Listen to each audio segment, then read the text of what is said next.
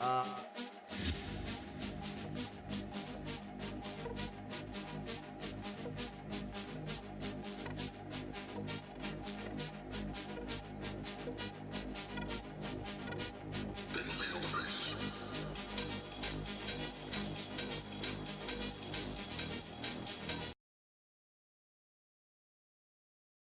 I have 5 short stories, and one of them is mine, and all the other ones were written by AI. A plot, a location, a time period, and a character. So the goal is to figure out if you can find which one was AI. I wrote the story, and then I got the AI to copy that story, plot, and everything, and come up with its own. And then I used that. So all of them were structured exactly the same. Are you a writer? Do you like writing stories? I am writing a book, a novel, as well as like a compilation of short stories, and it's like using the short stories as basically like a workout for my writing to develop the novel.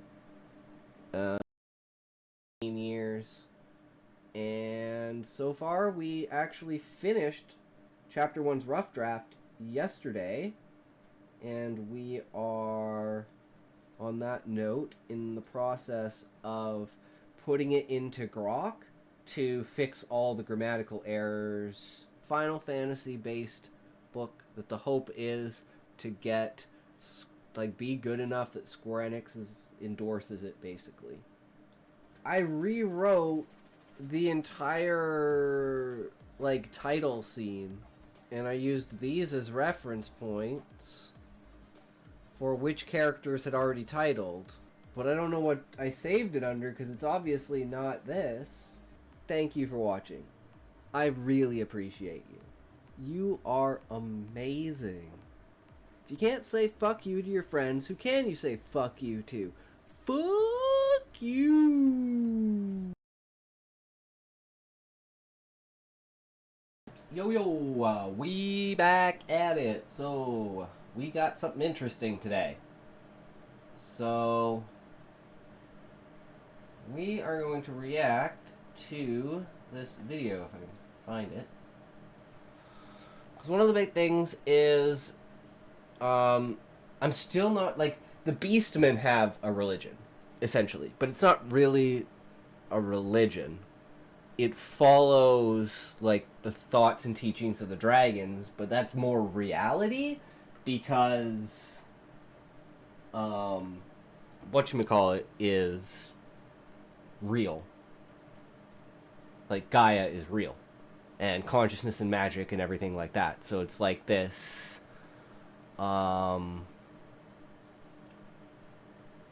struggle to see if there should be an actual religion that's kind of contradictory to that for the octopi. And it's like, the reason for this would be that the monarch would create this in order to, pretty sure what this video is going to explain, or at least like the idea behind this video. So this will give us like a jumping point, essentially, of, is the idea of eternal punishment, like, enough?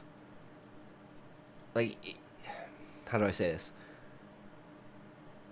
Enough of an incentive to be worth it. Like, does it work enough, or are there enough people that are like, I don't really give a fuck if the idea of I burn in hell for all eternity, as long as I can do what I want in this life?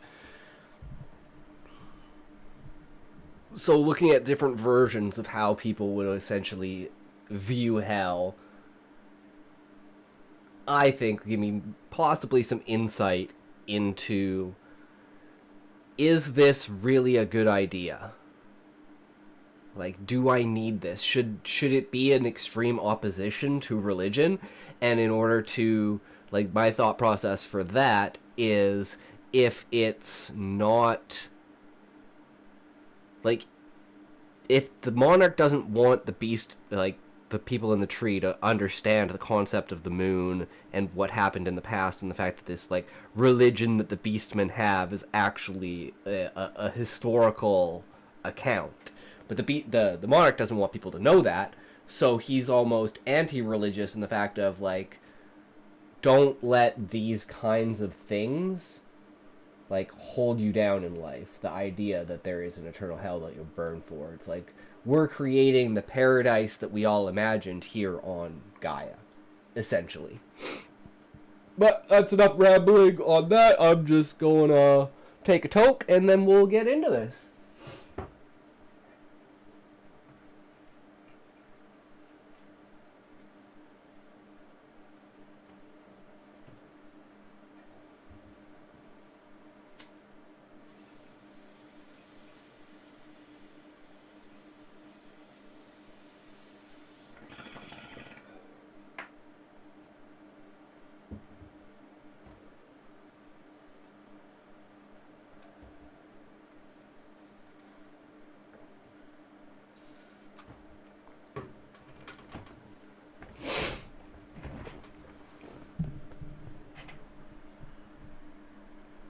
Alright, I think that's good.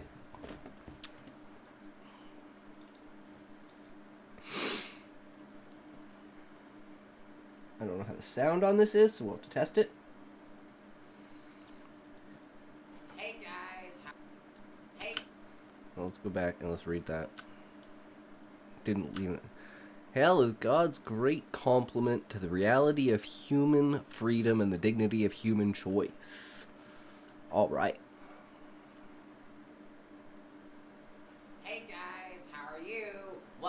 Welcome back to my channel, Once Upon a Joe Bro. If you like me, or if you like my content, hit the like and subscribe buttons below, baby. Alright, so today we are gonna talk about hell. What a horrible thing to talk about, but I think it needs to be covered. And just to be clear, I'm not covering every position on. There's kind of like well, it's not exactly a position on hell, but there's something that Catholics call purgatory. We won't be covering that. And there's also the allegorical interpretation of hell.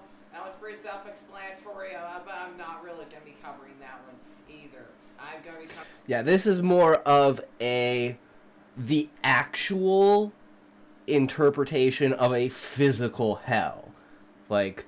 And we're just imagining that this is reality. So there's no, like, idea behind as a, like, a philosophical idea. This is reality, essentially. Three understandings of hell, I guess you could say. The first one is traditionalism. The idea that hell's forever and ever. The second one is universalism, and basically there is no hell. And 3, annihilationism, which is basically everyone, like, not everyone, but people who are not Christians will be annihilated, and that will be the end of it. So, those are the 3 positions. We're going to go into the first one, and that is traditionalism. Okay, so, why... what are the strong points of traditionalism? Well, first of all, just has in its name tradition. Yeah, this is your standard basic. You're bad, you go to hell, right? So if you're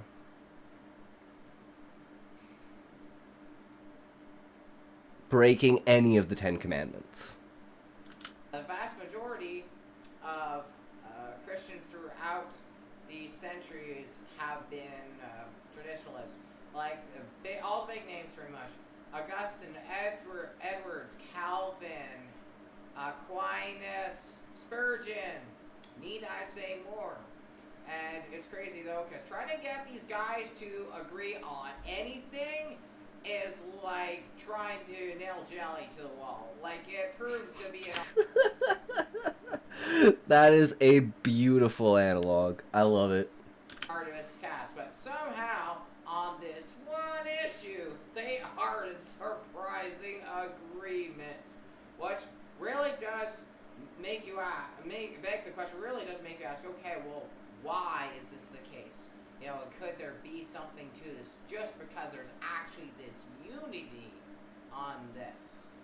So that's in areas that people that always disagree, when they agree on something, that is the general, like, acceptance. Like, a great example of this that just recently happened is for flat earthers, where over, like, the last 10, 15 years, pretty much every flat earther has agreed that there isn't a 24-hour sun in Antarctica. It's bullshit. So, if there is a 24-hour sun, then the Earth isn't flat. And it basically got all of the flat earthers together, and they all agreed on this. And then this year, I don't know who it was, but some billionaire funded an expedition to take these flat earthers to Antarctica and view the 24-hour sun. And like 70% of the flat earthers after this, because of course there is the 24-fucking-hour sun. So after this, 70% of the flat earthers were like, all right, yeah, shit, man. I guess back to the fucking drawing board. And then 30% were like, they're done. 24-hour sun doesn't mean shit. And then, you know, they basically rewrite everything, which is like, okay, buddy.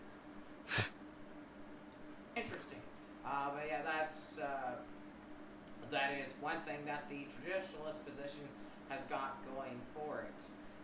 Another thing is they, like, many of them would assert that, you know, what impetus do we have to share the gospel with people if hell's not for eternity? No, if everyone's just gonna, if the annihilationist position is true and everyone just goes boom, or the universalist position is true and we all just go to heaven anyway, no matter what we do, what drives us to share the gospel with people and that sort of thing? And you know what?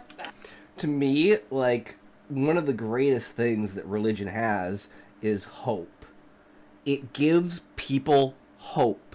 And hope is one of the most powerful things because people will persevere through pretty much fucking anything if they have hope.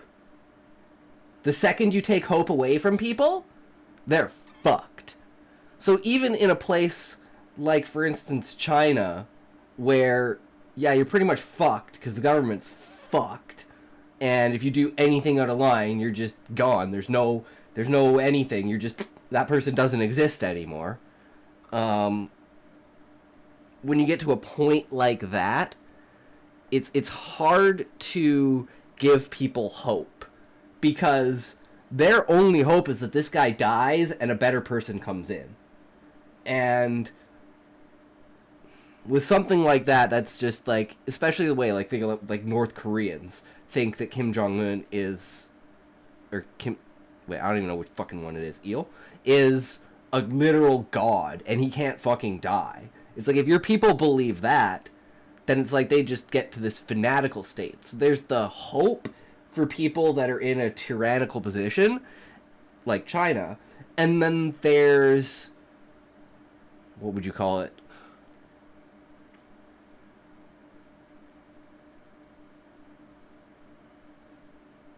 Like, I don't want to say admiration because that's not high enough quality. Literally, like, immortalizing your leader to the point where you believe that,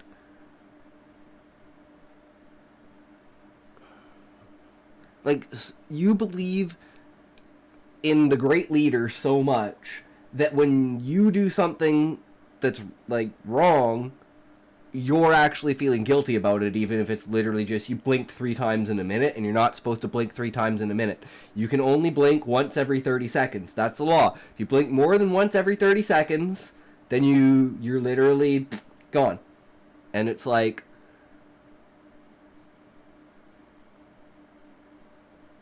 for something like that, it really pushes the boundaries of how humans can respond psychologically.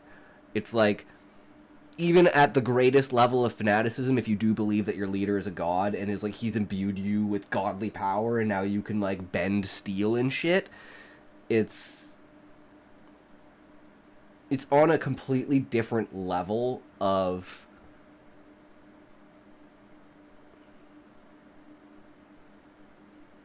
like immortalization, basically. And for, again, someplace like China, they know Xi Jinping is a fucking just a man, and one day he'll be gone, and hopefully something better will happen. So there is hope in that essence for those who are like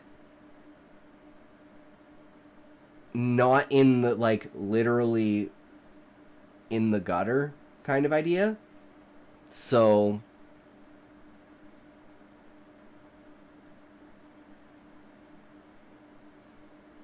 having this aspect of hell and eternal damnation, if everyone thought that in, let's say, well, I mean, they pretty much do in North Korea. So it's like, even then, and it's like, that is kind of, I mean, in its own way, like a projected utopia, because everyone's just agreed that the standard has been lowered so much that you can hit this point. So, like, in my book with the tree and the monarch and everything, the monarch is the complete opposite of this. He is literally a benevolent monarch. He does what the people need, what the people want. He's, like,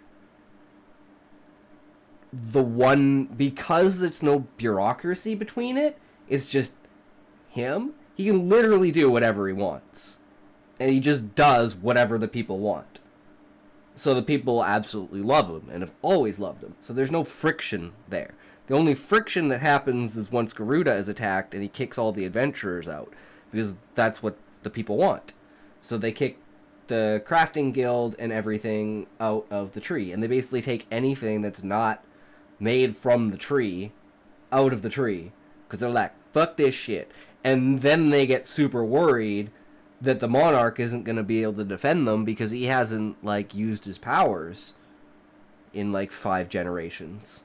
So it's like, how does he even know that he can do that? So there has to be some display of power by the monarch. And whether that's through fear, which he should never use. At least I don't imagine him ever using fear as a thing. He's very logical and complacent because at the end of the day, he just wants the population to grow so Anima has more to eat. But having something like non-traditionalism for religion, like literally saying that no matter what you do, you go to heaven, could be an interesting angle to play with it. That's a fair question. That's a fair question, absolutely. So that is a second thing that the traditionalist camp would have in its favors. Oh yes, so Matthew 25:46 and Revelation 20:10. So in Matthew 25:46, you see those on my left will go to eternal destruction, those on my right will go to eternal life, right? And in Revelation 20, it talks about the devil, the beast, and the false prophet being thrown into the lake of fire, and says they will be tormented day and night forever and ever. Amen. All right, so you got 2 passages that really make it look as if the hell is forever and ever. So there's other arguments. I'm not going to be able to cover them all here, so we're going to move on to the next position, and that's universalism. So, what does universalism have got going for? Well, the first thing I would say is early on in the church, there were 6 theological schools. There was one of the traditionalist camp, it was Rome or Carthage. There was another one for the annihilationist position, and that was Ephesus. There were 4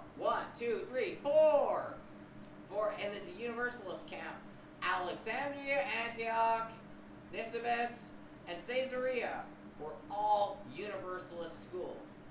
And these were around like a few centuries after the church had started.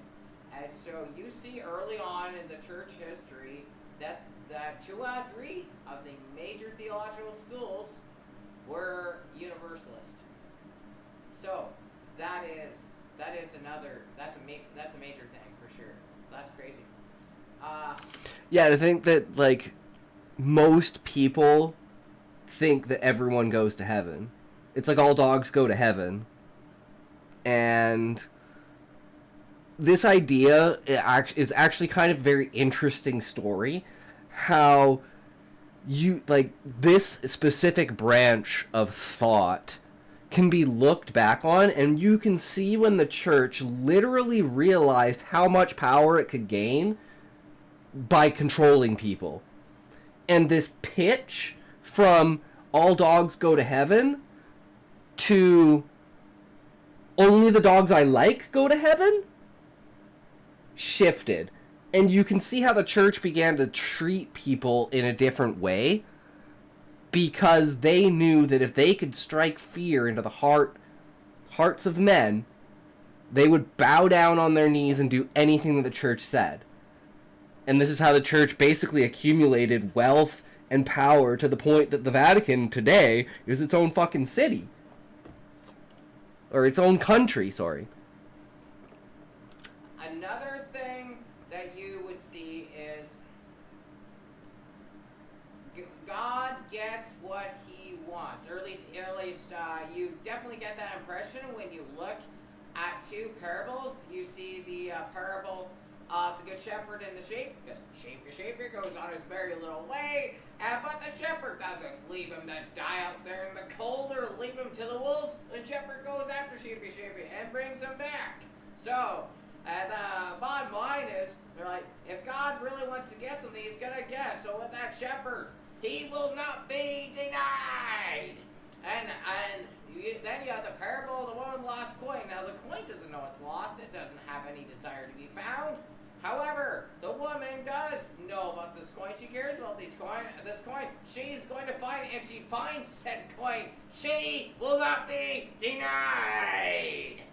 And so that's basically the idea. It's like, okay, this is, God ultimately, if God wants this, he can get it. And well, it's like Jesus said. So it's like the Romans asked him about like taxes and stuff like that, and he's like, well, I mean, if you look at it logically, technically, the money that you use belongs to Caesar because it was issued by Caesar, and he's the one who holds sway over what the currency actually is, and without his backing on that currency, it doesn't mean anything. So give to Caesar what is Caesar's. And then it brings into question the idea that everyone agreed that this currency is what they're going to be trading with as a universal in order to make sure that everything was treated fairly. So they had a scale system to say that, these 5 bananas are worth this, and this tomato is worth this. So you don't be like, well, I traded 2 tomatoes for 5 bananas. I got 25 bananas for 1 tomato, so fuck you, kind of idea. Even though there is bargaining involved, but it gives this medium that people have all agreed on. So they have to go back to the drawing board and be like, well, we all agreed on this, so how can we say at the end of the day that we own this money? So speaking the truth is not always going to be what people want to hear. And most people who don't look beyond a second order process have basically no way of thinking through the situation. So most people, like, as Asmund says, you can't logic a person out of a situation or a position that they didn't logic themselves into. And when you add 2 specific things together, which is belief and power, you create a system that allows people to give up their free will in a way in like small segments, right? Like you give up your free will in a certain way to acknowledge that you require money in order to live. Like just existing requires you to have money. And that's just something that we have all agreed on. And whether we disagree with it in some way in our heads, we never came to this with a logical conclusion. It's just how the world is. So, if we never came to the logical conclusion of that, then, for instance, something like paying taxes is probably, pisses a person off specifically. But at the end of the day, you shouldn't look at it that way. You should look at the how, not the is or action, but like how. So it's like, okay, well, we need to pay taxes because without paying taxes, you wouldn't have money to support the government because the world needs money. We already agreed on that. So the next thing would be if you had enough influence and you came to the conclusion that if everyone acted accordingly, you wouldn't need money, i.e. communism or socialism of some kind like that, where it's like you literally don't have money because everything is just accommodated for. Now, in a world of extreme surplus, that's possible, but not in a world of scarcity. And in the book, that's kind of one of the contrasts between the tree. The tree is completely self-sufficient, and you have everything you need. It's a completely communist society. There is nothing involved in it until the Adventurers Guild comes along. And then people start to want accessories and things like that, because they never really had, like, jewelry and stuff like that on the level that adventurers could make. Like, they had, like, stuff, but everything was made from the tree. And you could manipulate the crystal to make it different colors, different textures. So, like, everything is made out of this crystal, but it's all made in different ways. Kind of the idea of how we use plastic. And plastic comes in basically every shape, size, form, and anything. It can be completely moldable, it can be unmoldable, it can be thick, it can be thin. Like, for instance, here's a good example. It's like, for this, it's like flimsy plastic. But you have this is a lid. This is hard as shit. It's still plastic. So that's kind of like how all the materials were made. So they never really had anything that was, I guess you would call it mixed, because that's like a really hard thing to do with the crystal. So it's like it's only really done in building. It was never really done on the side for like accessories and clothing and stuff like that. But when the Adventurers Guild came in, and they had like literally monster parts from different monsters, different things from trees. They got different ores. They literally got like everything to work with. So it's like the level of accessory and cosmetics that were available, and like perfumes, makeup, freaking anything like that, it created an entirely new industry inside the tree. And this caused like a universal money to be created. And it's like the Adventurers Guild had Gil already, but it was basically handed out by the Guildmaster. And as far as Husai knows, he's just straight up like given the gold by, or like the material that I don't even know what Gil is going to be made out of, but I'm pretty sure it's going to be made out of an ore. So it'll be made out of an ore that's like not too rare, but it's not too, common. And I'm thinking if we should have some sort of like digital money. This is a very hard thing to go through and think of, but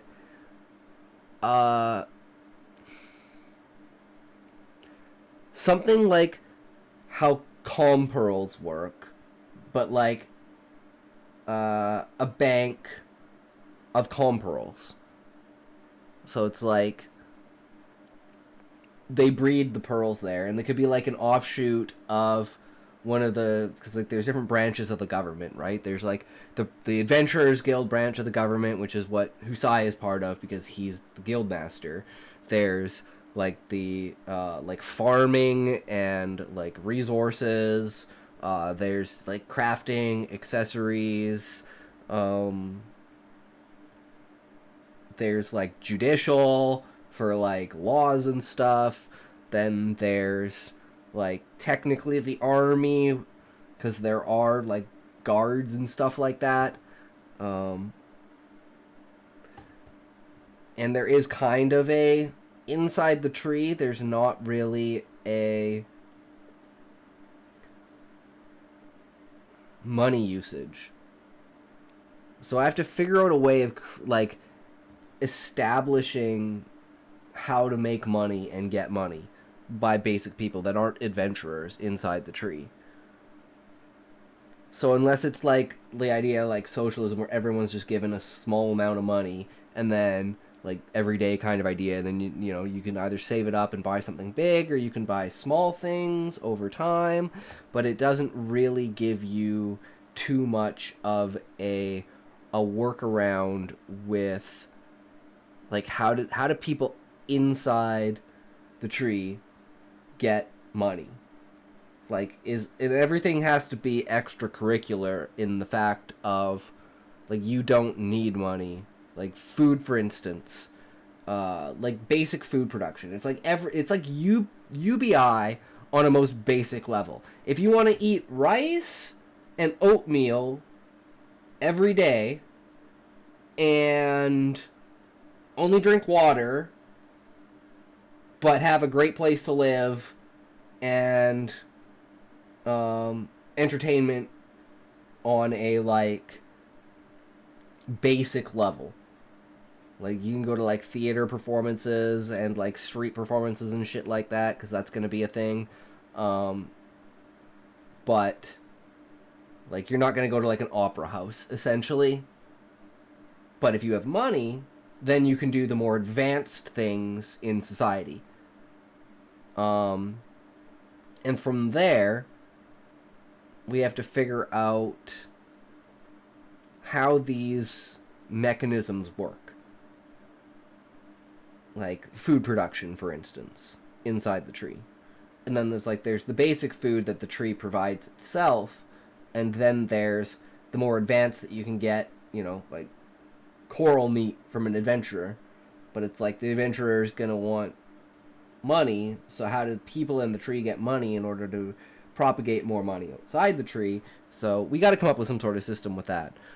But having like control over the currency itself as a leader, and having the belief that people need this currency in order to make the world work will keep people in this loop. And realizing that is a really good way of like emphasizing positive soft power, as opposed to the fear of hell. It's the excitement of putting in more effort, getting more out of it so you can do more in life. And if you're lazy, you can just laze around and not fucking worry about it. See examples of this in Scripture. Okay, so that would be a second thing the Universalists could say. A third thing that they could bring up is the fact that theirs is the only one that has where God has ultimate victory over evil. Unless you look at the annihilationist camp, including everyone, the devil, the false prophet, people like that go boom, there is evil somewhere in the world if annihilationism is true, or especially if traditionalism is true. Because you not only have the devil and the false prophet and the beast burning forever for eternity, but you also have everyone who has not accepted Jesus as their Lord and Savior burning for eternity. And so the Universalists are like, our position is the only one where God has ultimate victory over evil. And that is Now that brings in an interesting point that I find not a lot of Christians talk about. Because God's supposed to be the ultimate being, right? And how do you say this? Well, like, let's step back. Look at the Old Testament. Look at the God in the Old Testament. That is God. Now look at the New Testament. Jesus says, I die for your sins. You don't have to worry anymore. And God stops all of the fucking terrible shit. Because he's like, yeah, right. Have at her, you win. You know? So, the thought is, does God want to win? Because if God wanted to win, he'd just fucking win. But it's like, you don't want to say it, but where's the fun in that? If you were God, look at how, for instance, we're made in God's image. To me, that is a consciousness thing. We're made in God's image via his consciousness. I don't believe it's physical form.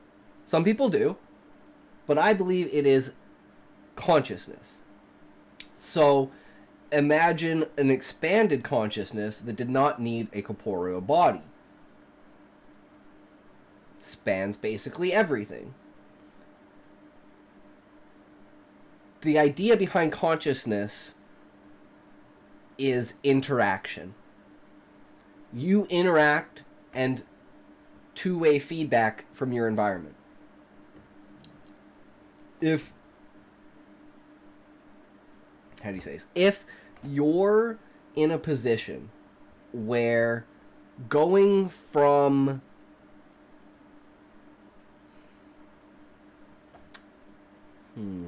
how would you say this? Going from being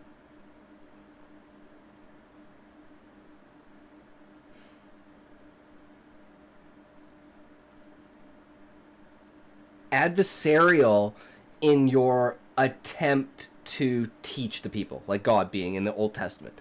And then in the New Testament, you're more of a passive observer. So the belief in everyone going to heaven can be connected to, like, in my opinion, Jesus sacrificing himself for our sins. In order to say, okay, everyone's just basically forgiven. Fuck this, you know. I don't really care.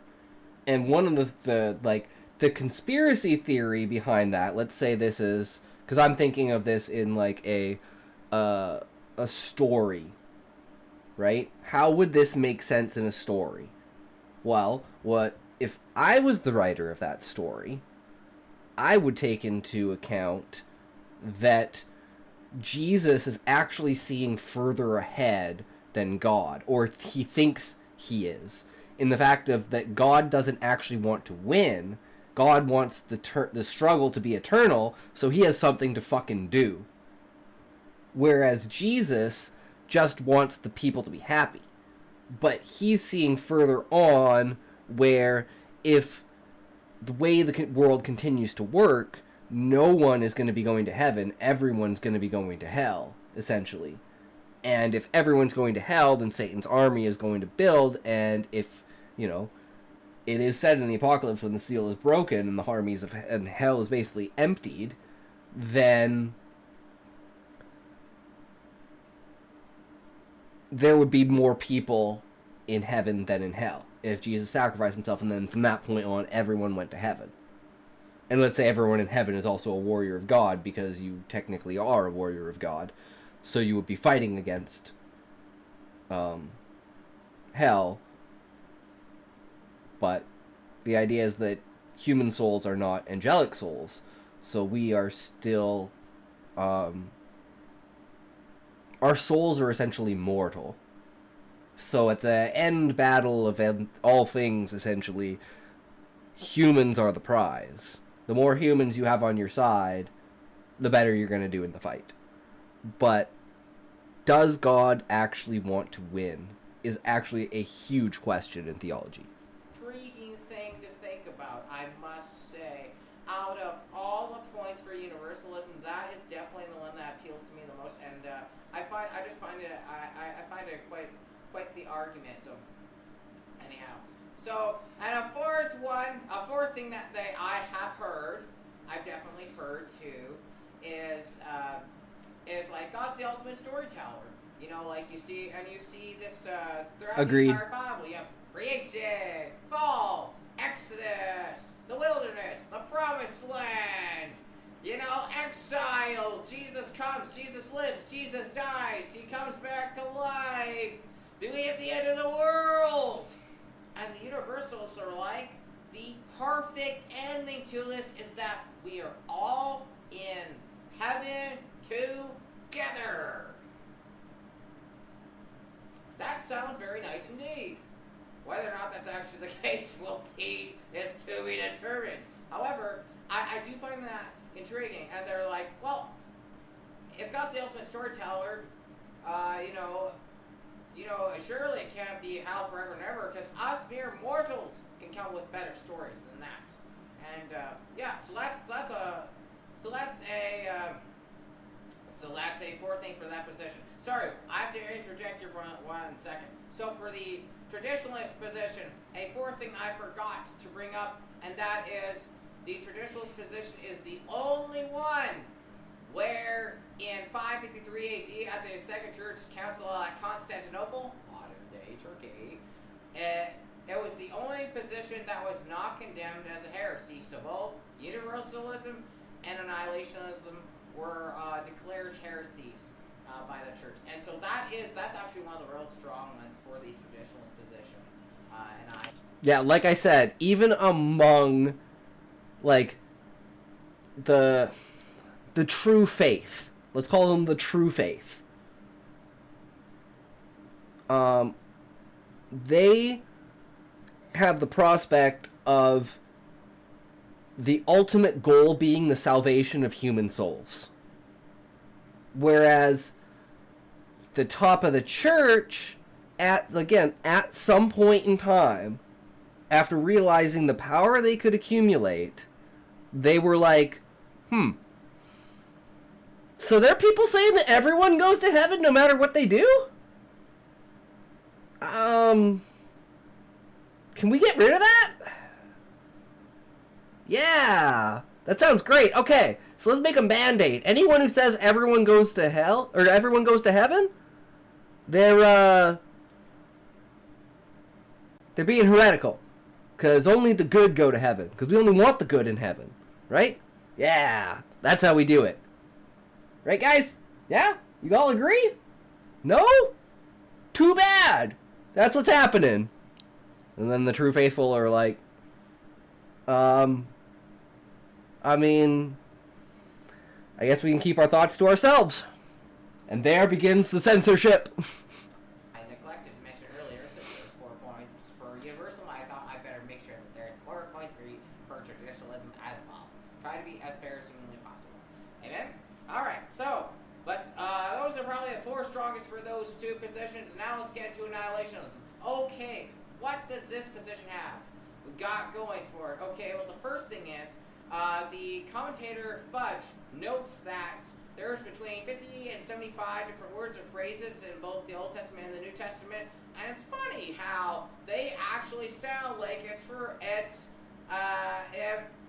ending, and it sounds like the bad people are actually going to die and stay dead, right? So you have words like die, perish, fade away, wither away, and there's a whole bunch of others, but they all have the sense of just being one and done. So that's interesting. So that's the first point. It's okay if they're But like, if hell is forever and ever, okay, well, why are all these words and phrases making it sound like it ends? Okay, so that's the first point. Second point is the fact that you have Romans 6:23. It says, "For the wages of sin is death, but the gift of God is eternal life."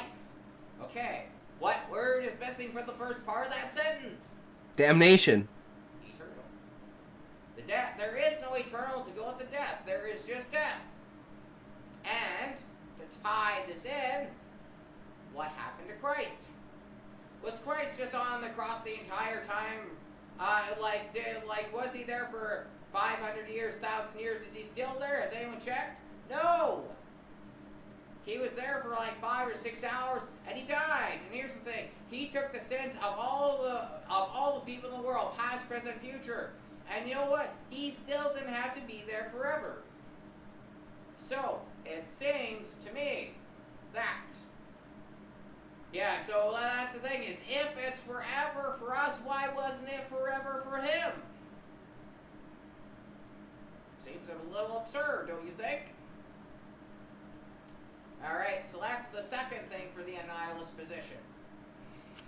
One thing I will say about this is, again, a lot of the way that the church pushed things was very much so in a fear sense. So when they talk about anything that's not eternal, then it brings into question, is it worth it? Because eternal damnation versus 1,000-year damnation. I can do whatever I want in this life, then 1,000 years, and then I go to heaven. Yeah, sure. Fuck, I'll deal with it. It is what it is. Fuck it. I'm here and now. I'm sure I'll hate it then, but I'm here and now. So that's how it's gonna go.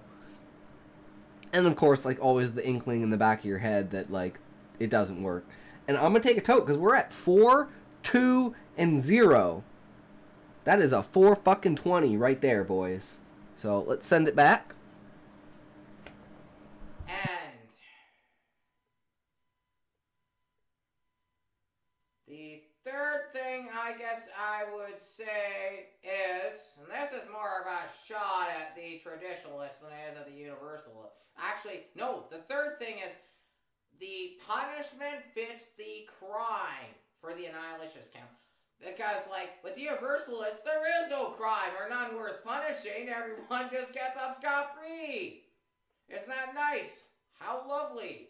And with the traditionalist camp, you have committed a sin in a finite period of time, but despite that, you get to be tortured forever and ever. Does that sound a little odd to you? Does that really sound like the punishment fits the crime? I don't know. So that to me, the annihilationist camp is the only one that gets the punishment fits the crime. Fourth, and then this one is a shot at the traditionalists. Okay. If you were the devil, what would you do different if you're from the traditionalist camp? I mean, obviously you put all the good people in hell, but you would torture them for eternity. Sure you would. So, but one thing that really gets brought up here is, it's strange to think, now you can see that devil torturing people for eternity, those actions don't, how do you reconcile those with a loving, compassionate, merciful God? That does not check out. That does not seem to make sense. That sort of behavior is totally in line with Satan. It is not in line with God's. Okay? And then you look at and then you think of God as being this angry person that's just doing all these sorts of things. Okay, yeah, you see the wrath of God in the Old Testament. If you haven't been there a while, you should revisit it. But it's definitely a thing. But there's scriptures like in the Psalms where it says, his anger lasts for a moment. Apparently until it doesn't. and then it's for eternity. That seems so strange. Like, how do you reconcile this with the character of God? So for me, I would say another thing is eternal damnation sounds like it's well within the devil's character. It really does not sound like it's well within the character of God. So that's the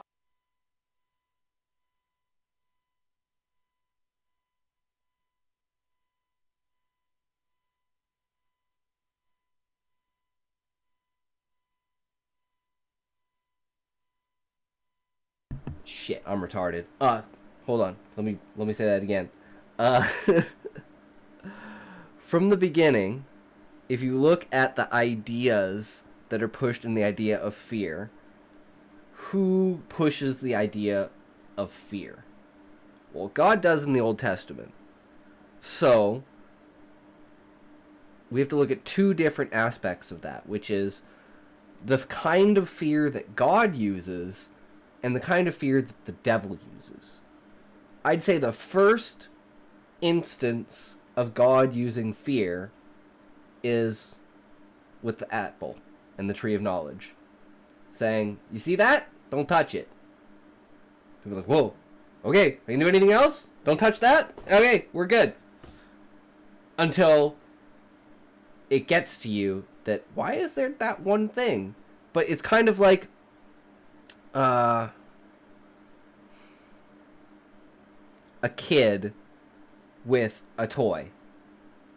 It's like, there are some toys you're not going to give a 3-year-old. Simply, like, I'm thinking like a Nerf gun, or like a BB gun, or like an airsoft gun, you know? Something that has potential harm to other people if misused. You don't give that kind of thing to someone who doesn't understand the consequences of using it. And that's the fear of God. Like, how he uses fear is a learning tool in order to say, I told you so, but he's not going to stop you from doing it. It's like, don't put your hand in the fire. You put your hand in the fire, and you, ow, that's hot. Okay, I'm not going to put my hand in the fire anymore. But for something that the devil does, is the devil will somehow set up a situation where you wind up burning yourself. And then he tells you, look, fire's bad, fire's evil. Hate fire. Fire bad. And it's like a teaching versus a controlling. You want to cause fear on someone in order to control their actions. Whereas God wants to cause fear on someone in order to teach them a lesson. Whether that be don't eat the apple, whether that be any of the 10 Commandments. Don't steal, which would technically be the first one, I would say, because if God owned the garden and you ate his apple, you stole from him. You broke one of the commandments. You know, don't kill. That kind of stuff. I mean, it's pretty simple when you look down on it. But it's hard for people to rationalize not doing something that's so simple, but it's the idea that one step leads to another step, leads to another step, and eventually you told one lie about cheating on a spelling test, and now you're robbing a bank. And it's like, you can see how logically those slow steps work over time. It's like you get more and more comfortable with something, and then you step deeper and deeper into that territory. And that's kind of, it's extreme. It's extremely extreme, but it is a causation that does happen to some people. And using those two viewpoints, how do you view the pushing of the church? In most cases, I would say it's very much so a fear and hate not a fear with intent to teach. And the thought of like utter destruction of consciousness is, to some people, probably almost scarier than hell itself. A fourth thing I would say. Okay, so what are some critiques? So, in the universalist position, I'll just go like this. God forgives his enemies. Okay. So for the traditionalist and the annihilationist camp, God does not forgive his enemies. Okay? And we are told, I believe it's in Luke 12, 47 or 48, somewhere in there, if we don't forgive others, our Father in heaven will not forgive us. As in, you will be damned. Or at least that's sure what it sounds like. I don't know what else it could be. But the question becomes, okay, so why doesn't God hold himself to the same standard as he holds us? Why should we be required to forgive our enemies, and God is not required to forgive his? With the universalist position, God does. With the annihilationists and the traditionalist camps, he does not.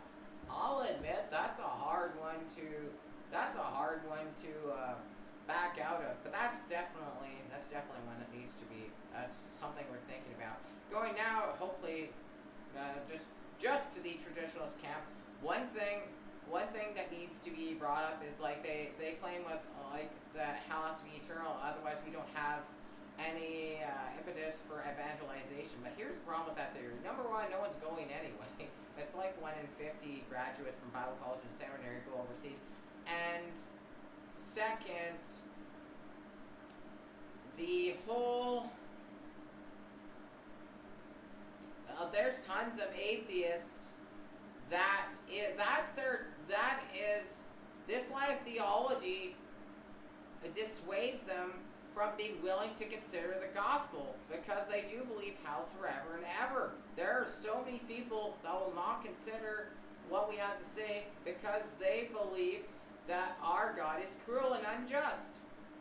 And so, yeah, I understand the argument that we need it to evangelize, but I would argue that it actually does the opposite for many people. Yeah, okay, it might work. Yeah, I agree with that very much so.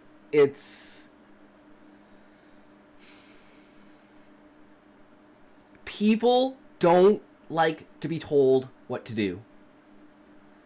The best way to get someone to do what you want is to trick them. Straight up. That's the best way to do it. And that is a fucking scary thing. But there's some things that you have to risk in life. And having the ability to choose which things you really care about and like put weight of your entire existence on, like I'd say for me is 3: consciousness, science, and I guess it kind of goes along with consciousness, but since that's such a broad topic, history, or the idea of history, that the chronological events of time are set in stone from the past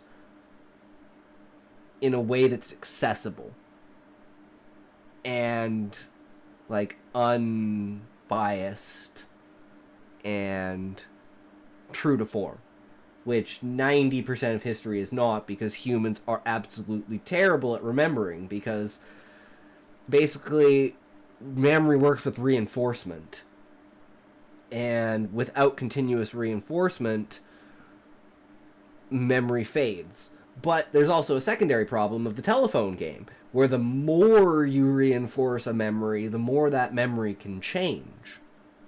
And eventually you can remember back on something like a movie and have absolutely no idea, or forget an entire character in there. I've done that before, where it's like I watch a movie, rewatch a movie, and I'm like, I totally forgot that this character existed. I'm like, I'm a fucking idiot. How do you do this? Like, you know, even with basic, like, you know, side characters and stuff. Not like an extra or something like that, but like an actual side character. And for how the monarch runs the tree on a, like, theological level is very pressed in history because everything is recorded. And it's like it's another idea that I have, that like inscribed in the roots of the tree is essentially the written history of the world, but no one can interpret it. And it's one of the things where maybe Husai can. I don't know. It's a very reaching idea, and it's like I think it's probably one of the main ideas that like I want to have, but it doesn't fit. And until it fits, it's not worth using. And it's really unfortunate, but that's just how it is. Instead, we moved closer towards like a tablet of a mural or something like that that shows like the Great War made by the Beastmen. And again, it's another interpreted thing because it was made by the Beastmen, so it's not it doesn't necessarily speak truth to what happened, because to the octopi it was just like pest control. It'd be like cutting down a forest and then shooting all the animals that lived in the forest. It's like, well, where are they gonna go? What are they gonna do? We might as well just fucking kill them. So when they were taking over, they're just like pushing everything out of its place, essentially. And that was the Beastmen, because the Beastmen pretty much had most of the continent. But Octopi were like, you know what? We could get higher level consciousness up here and then do some experimenting and do that. So there are some Beastmen that have been experimented on, and those are usually like the leaders of villages and stuff like that, and it's like a family line that's had some sort of genetic experiment enhanced on it. And that's why there's like these really unique ones. Like that's how I'm gonna basically set up unique monsters, or like notorious monsters and stuff like that, is that they're like literally been experimented on, or they've been subjected to corruption or something along those lines. But anyways, the way that the monarch uses his power of influence is through history and knowledge of how magic works, and like spreading that knowledge to people so they can use the magic.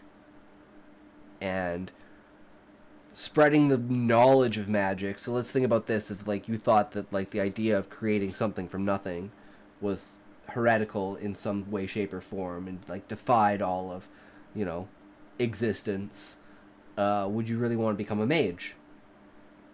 So there is this question of, at some point in time, like the origins of the Adventurers Guild itself, and the people that said, you know what, I want to go out into the world, I want to leave the tree, I want to see what's out there.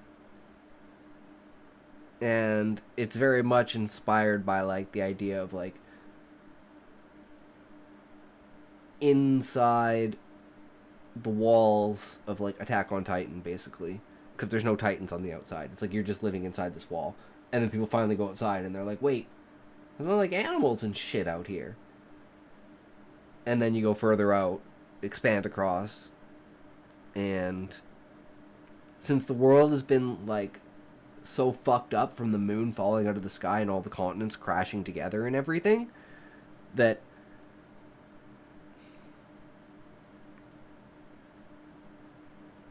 to the people it's normal, but if you looked at the landscape and compared it to a normal landscape, you would understand that there was something really fucked up about how the land is, and it's just completely not natural. Just the way that things described to be put together and like layered on, and when they dig and stuff like that, because it's like continents come together and the shell basically falls and shatters across. So it's like, you've got fragments of crystal sticking out of the ground and stuff like that. So, but there's a lot of detail to go into that I haven't, thought of. Some context, but it's definitely not a one-size-fits-all formula for the salvation of the world. That is for certain. So as far as that's concerned, that's a critique of the traditionalist position. Another critique would be the fact that ultimately that's not what the church fathers believe. It's what the Bible says. And one thing that we have... Yeah, that's one of the hardest things for people to swallow, is because the church is pushing so hard to follow the church, a lot of people don't actually follow the true words of the scripture. They follow what the church says. And a lot of what the church says actually contradicts the Bible. So it's like there is this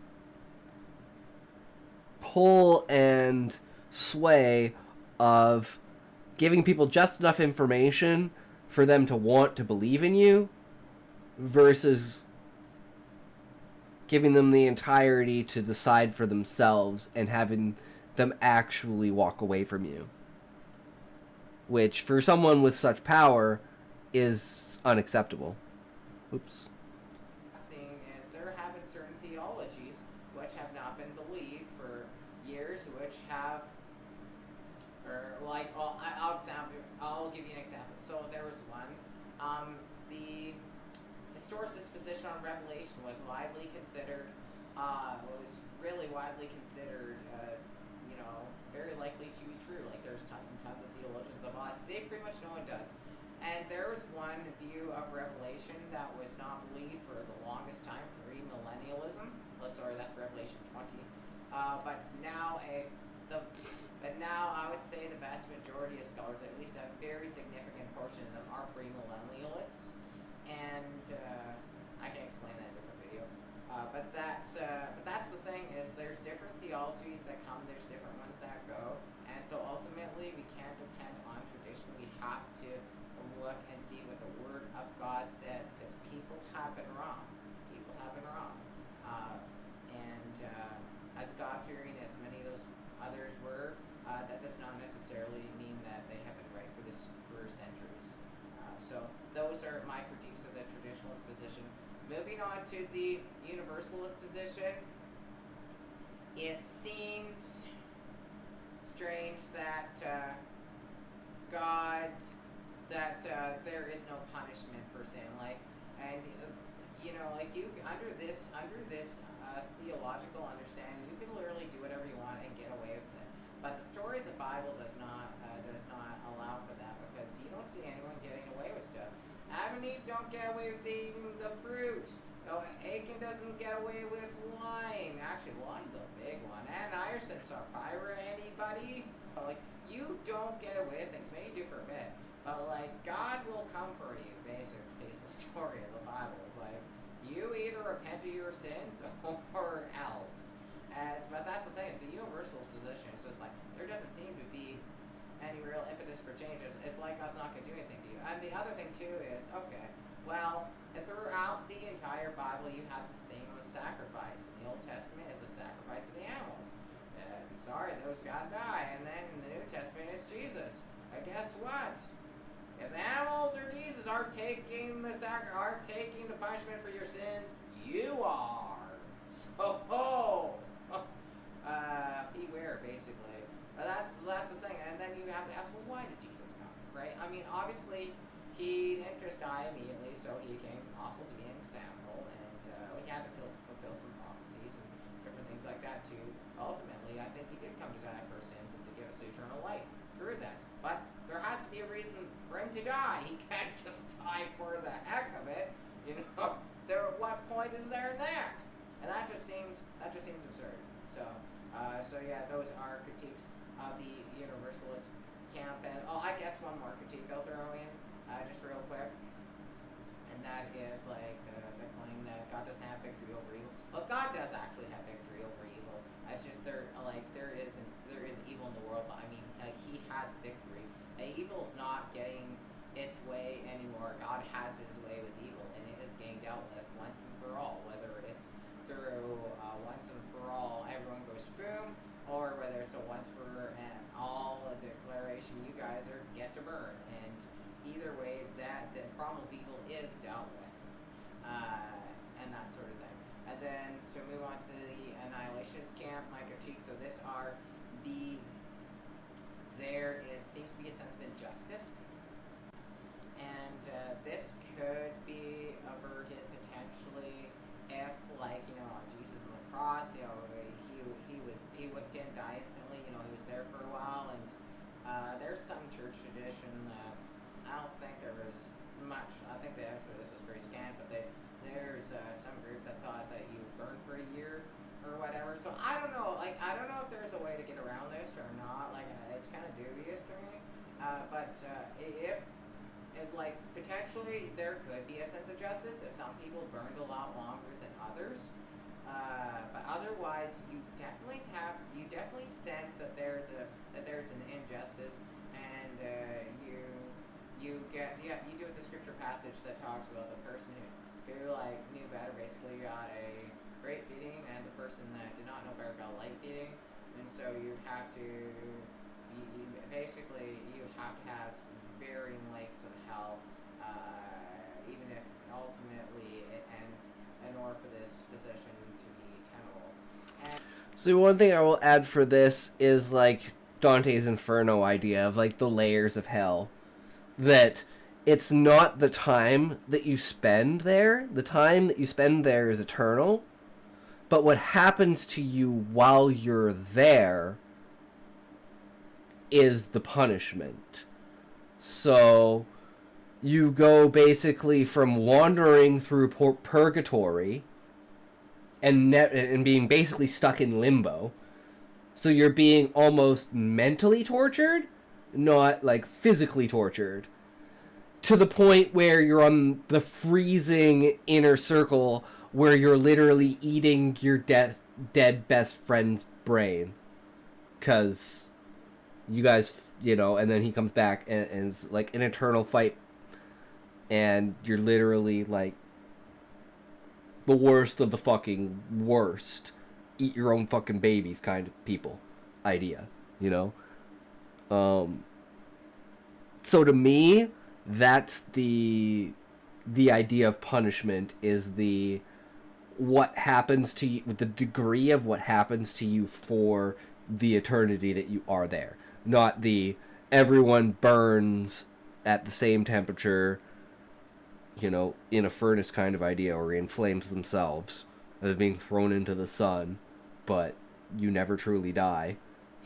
I'm just thinking of like Ban in fucking hell in Nanatsu no Taizai, 7 Deadly Sins.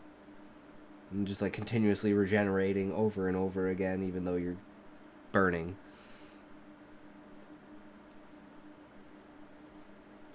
And the second thing, this is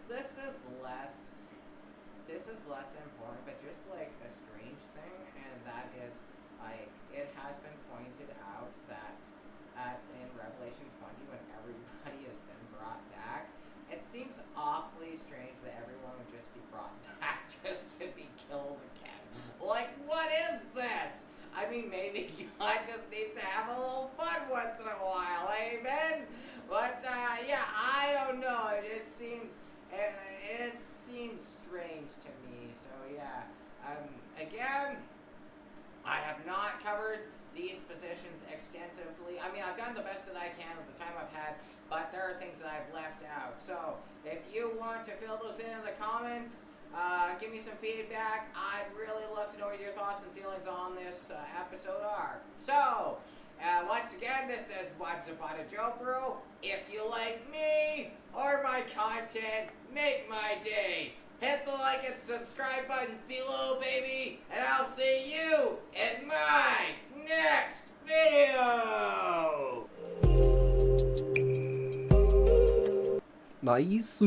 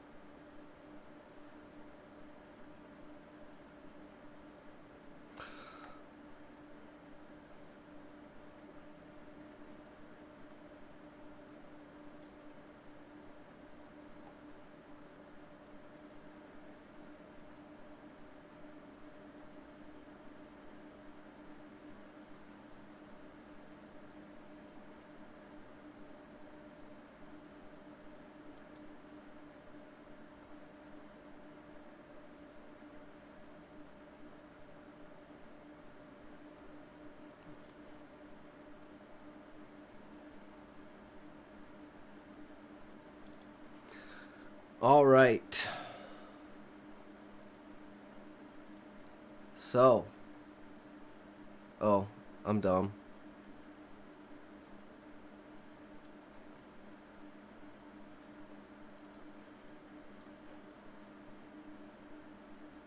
Yeah, check out his channel. Once Upon a Joe, bro. Theological discussions. More to come. Super good video. Definitely a lot to consider.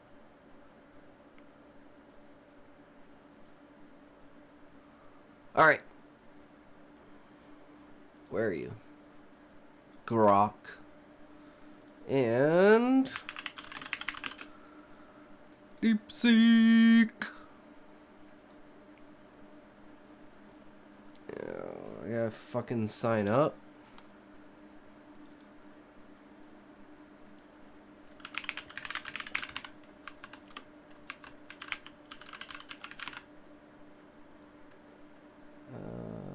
Sign up.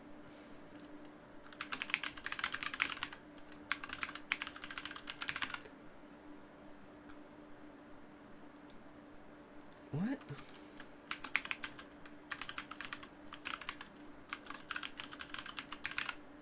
Okay.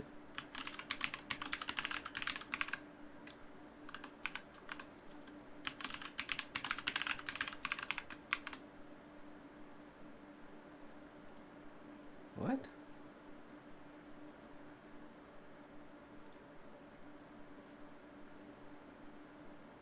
Oh, okay.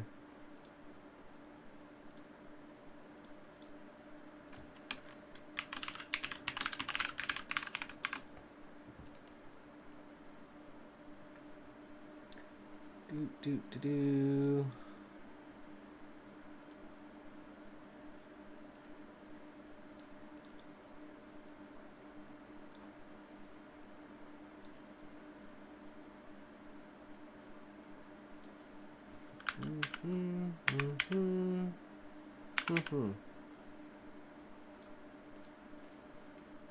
All right. I'm giving the Chinese all my shit. So, we got Dep Seek. And we got Grok. And we're going to test these fuckers against each other. And see who comes out ahead.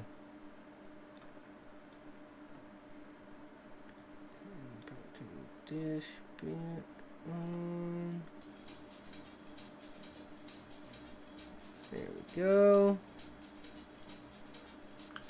So first things first. Needs a toque. And then what's this? Okay, don't need that right now. Need this.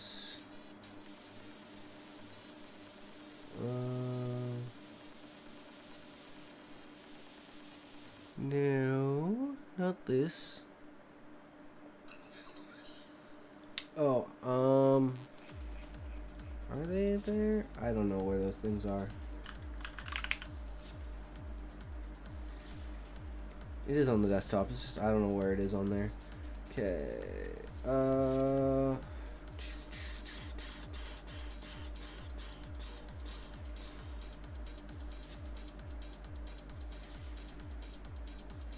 Where is it? Is it this one? No, this one's just blank.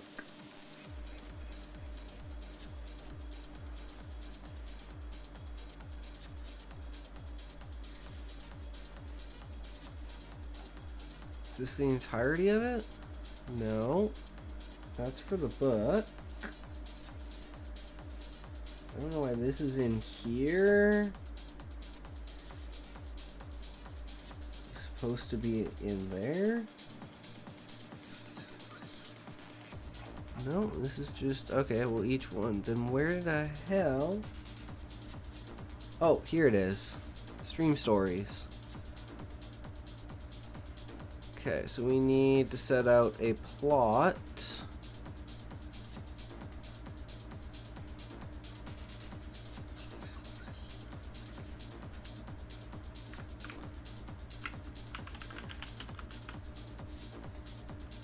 a location, a time, and a character. So let's go.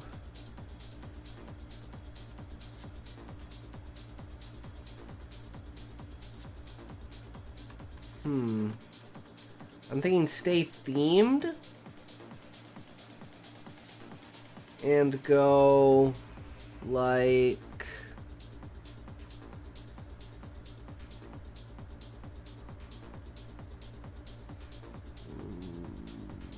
not like 5 ideas. I don't know which one to use. Let's just go with like a missionary in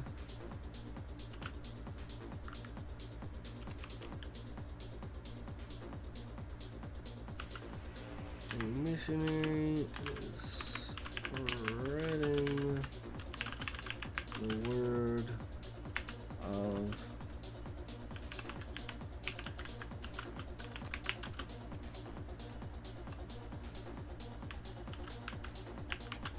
Overmaster. Alright, so this is going to be a super really twist fucked up because I want to see how far I can push this. Location is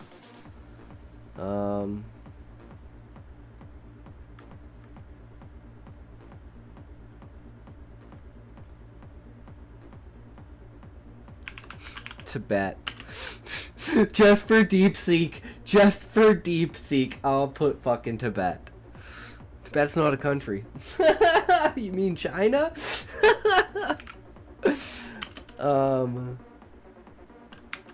1350. Character.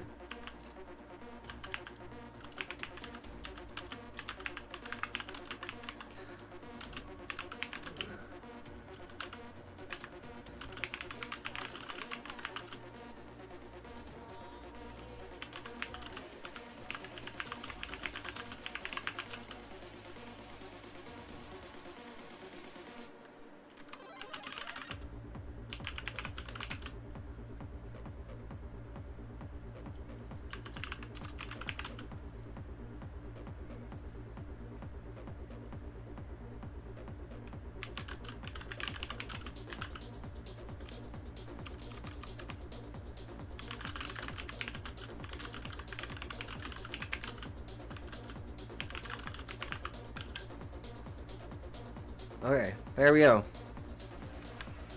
So we got this. Let's see what these babies can do with it. Put this over here for now. Right.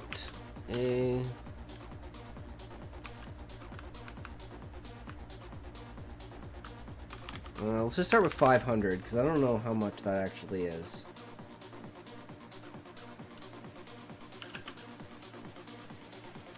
I'm just gonna leave the plot completely open to fucking interpretation.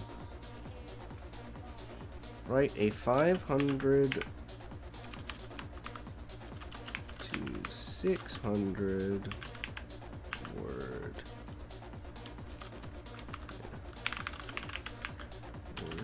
short story.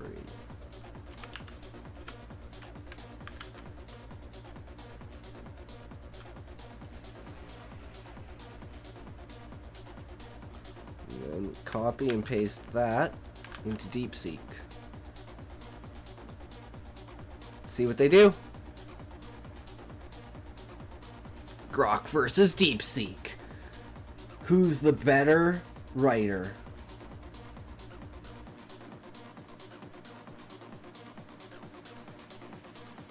This one's taking its sweet time, so let's just start with Grok.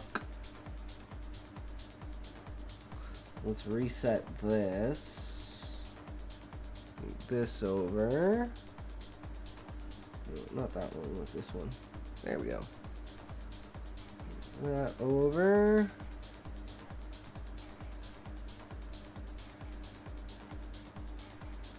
This.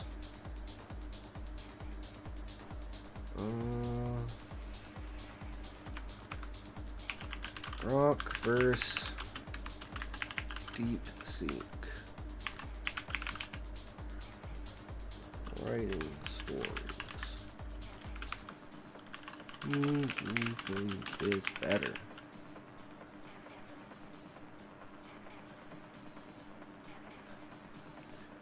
Alright.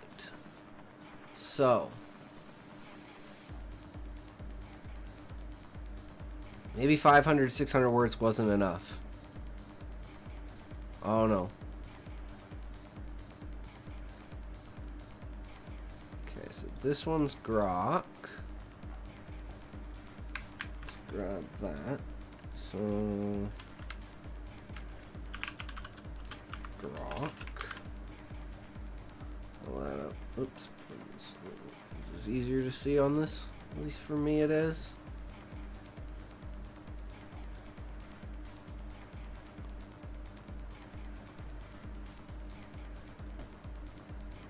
Alright.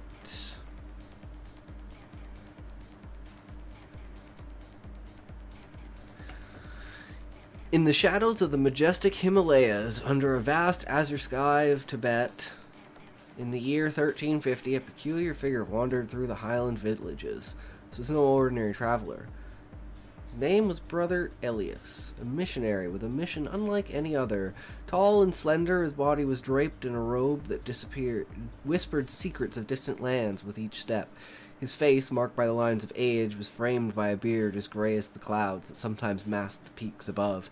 His hair, though thin and graying, was long, giving him the look of a sage, or perhaps, to the locals, a spirit from the mountains themselves. In his hands he held a strange device, unlike anything the Tibetans had ever seen. It was a tablet, not of stone, but of a material so smooth it seemed to capture the very light of the sun on it. On it, the symbols flickered and changed, telling tales of a being named Gargus, the alien overmaster. Brother Elias spoke of Gargus, not with the fervor of a zealot, but with the calm certainty of one who has seen beyond the veil of the known world. He told of how Gargus, a being from the stars, had come to Earth centuries ago, guiding humanity like a shepherd might guide his flock. According to Elias, Gargus had imparted knowledge and wisdom, offering a path to enlightenment not bound by earthly religions, but by a cosmic truth. The villagers, wrapped in their yak wool and the warmth of their traditional beliefs, listened to Elias with a mixture of awe and skepticism.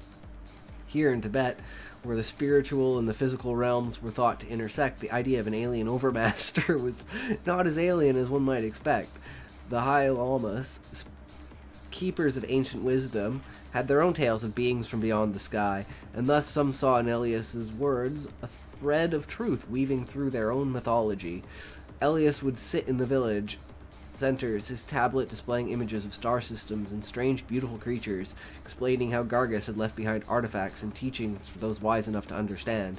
His serene voice would rise and fall like the winds across the valley, speaking of peace, unity, and the vastness of the universe. However, his presence was not without controversy. Some villagers feared this new wisdom would disrupt the harmony of their lives, while others saw in him a chance to expand their spiritual horizons. The head lama, an elderly man whose eyes had seen more winters than he could count, invited Elias to share his knowledge in the monastery, where the monks debated the nature of existence. Discussions were profound, and the nights were filled with the light of contemplation, as monks and villagers alike pondered the teachings of Gargus. Elias, with his tablet, showed them not just the stars, but the possibilities of what lay beyond. He spoke of a universal brotherhood, where all beings, human or otherwise, were part of the same cosmic dance. As the seasons changed, Elias became a familiar figure in the Highland community, his teachings blending with the rich tapestry of Tibetan Buddhism, creating new patterns of thought. Whether Gargus was real or a metaphor for the divine, Elias left behind not just a legacy of words, but a catalyst for a unique fusion of belief that would echo through the valleys of Tibet for generations to come. His tablet, a relic of the future, was passed down, its light dimmed, but its message ever bright in the hearts of those listening. Yeah, that's not too bad. That's pretty fucking funny, though. I love it. I love it.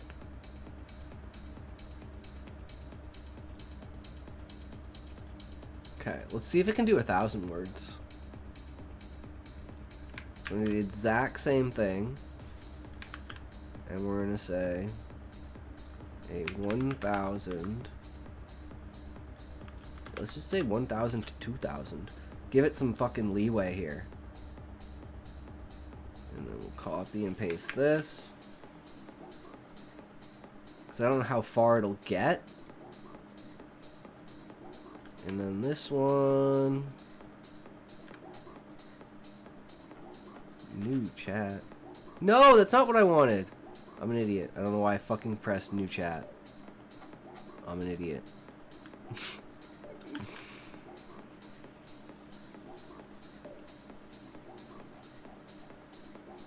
Okay, let's get this.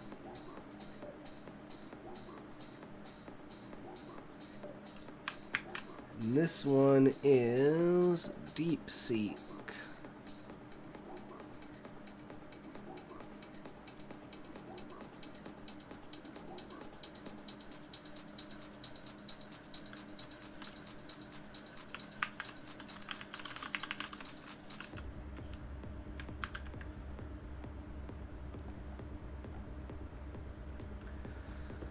The wind howled through the jagged peaks of the Himalayas, carrying with it the scent of snow and ancient stone.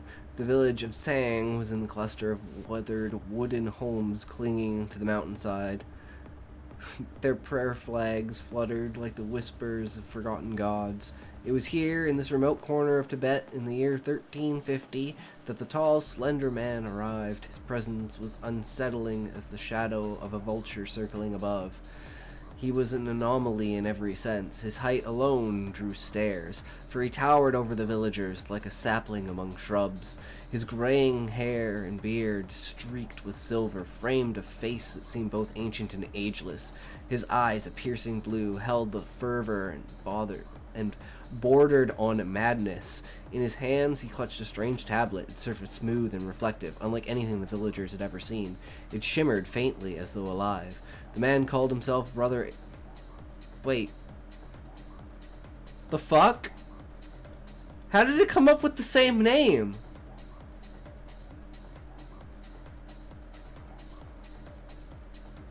How did both the AIs come up with the same name?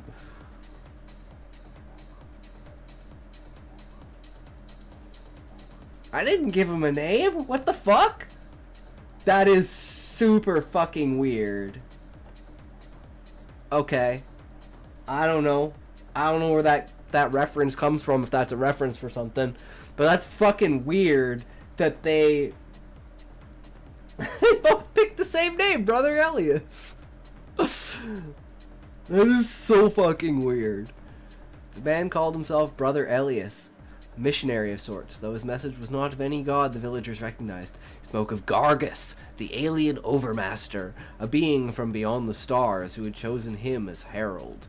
His voice, deep and resonant, carried through the thin mountain air as he stood in the center of the village, his tablet raised high. "People of Tsang!" he proclaimed, his words translated by a young boy who had learned a smattering of the land's tongue. "The age of your gods is ending. Gargus, the all-seeing, the all-knowing, has come to claim this world. His wisdom is boundless, his power is infinite. Bow before him, and you shall be spared the coming storm." Villagers murmured among themselves, their faces a mixture of fear and curiosity. The elders, seated on a low stone wall, exchanged wary glances. They had seen many travelers pass through Tsang, pilgrims, traders, even the occasional warlord, but none like this man. His words were blasphemy, yet there was something about him, something that made them hesitate.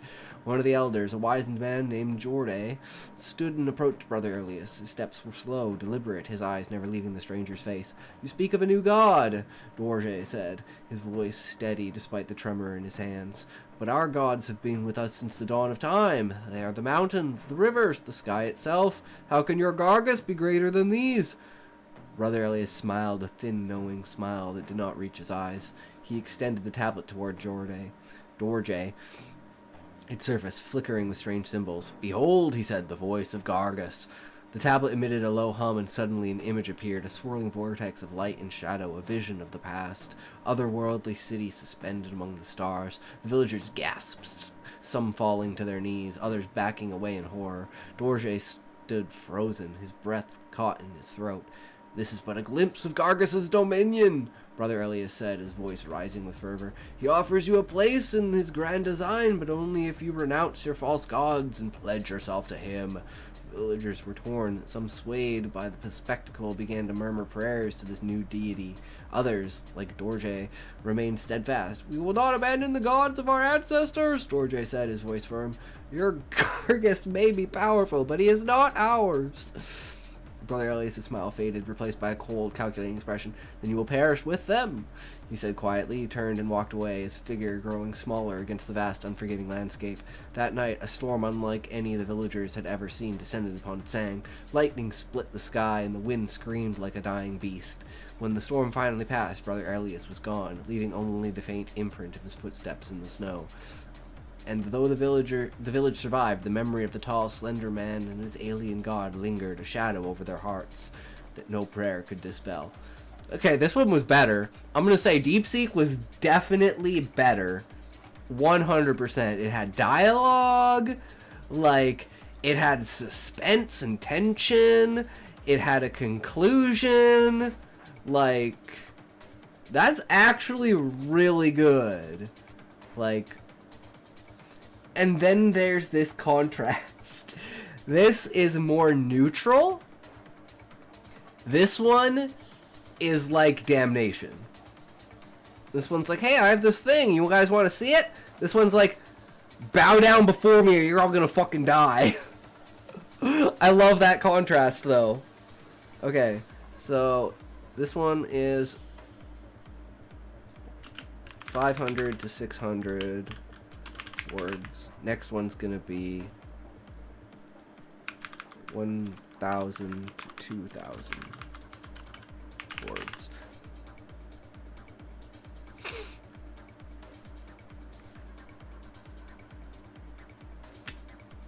Okay, let's see what Grok came up with.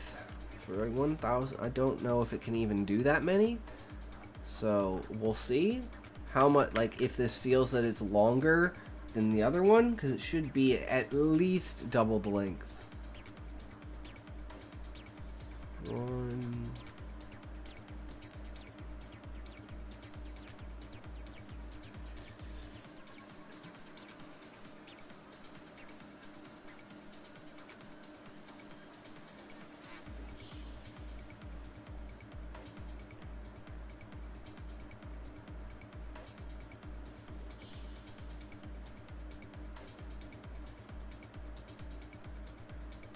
It's about 75. So that was 75 lines. Let's see how many lines this one is. And I believe, again, it still took the name Elias, which I don't know where that came from. It's 1, 2, 3, 4, 5, 6, 7, 8, 9, 10, 11, 12, 13, 14, 15, 16, 17, 18, 19, 20, 21, 22, 23, 24, 25, 26, 27, 28, 29, 30, 40.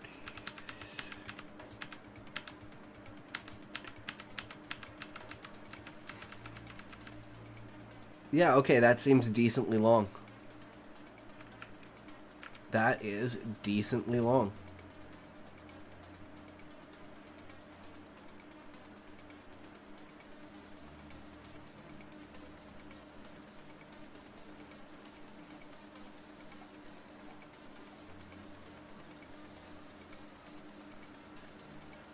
In the year 1350, under the shadow of the tower. Actually, I'm gonna smoke a bowl before I do this.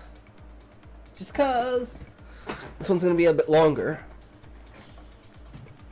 And then what we're gonna do is we're gonna say enhance my writing, and we're gonna put Groks into Dep Seek, and we're gonna put Dep Seeks into Grok, and we're gonna see how those two compare.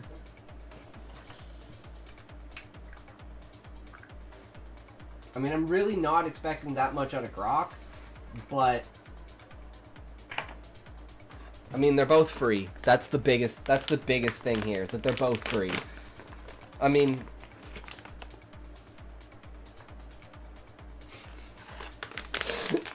it's not, okay, Dep Seek's not free as in it's, you know, censorship. It's free as in price. Whereas Grok, I don't know. I'm pretty sure if you told Grok that Taiwan was a country, it would say, yes, Taiwan's a country. It is not part of China. Whereas if you put that into Dep Seek, Taiwan is part of China. Yep. Just as much as Canada is a part of the United States. Sure, bud. 51st state, bro! 51st state!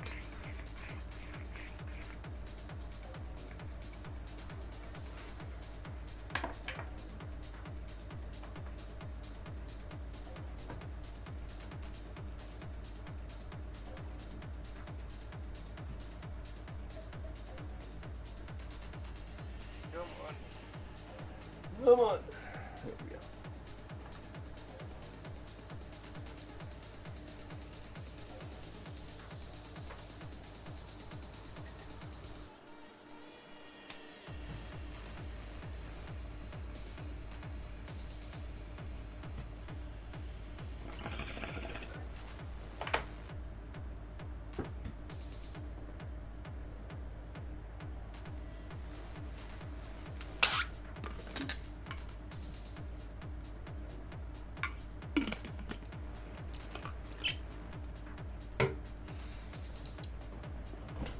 Oh boy, here we go.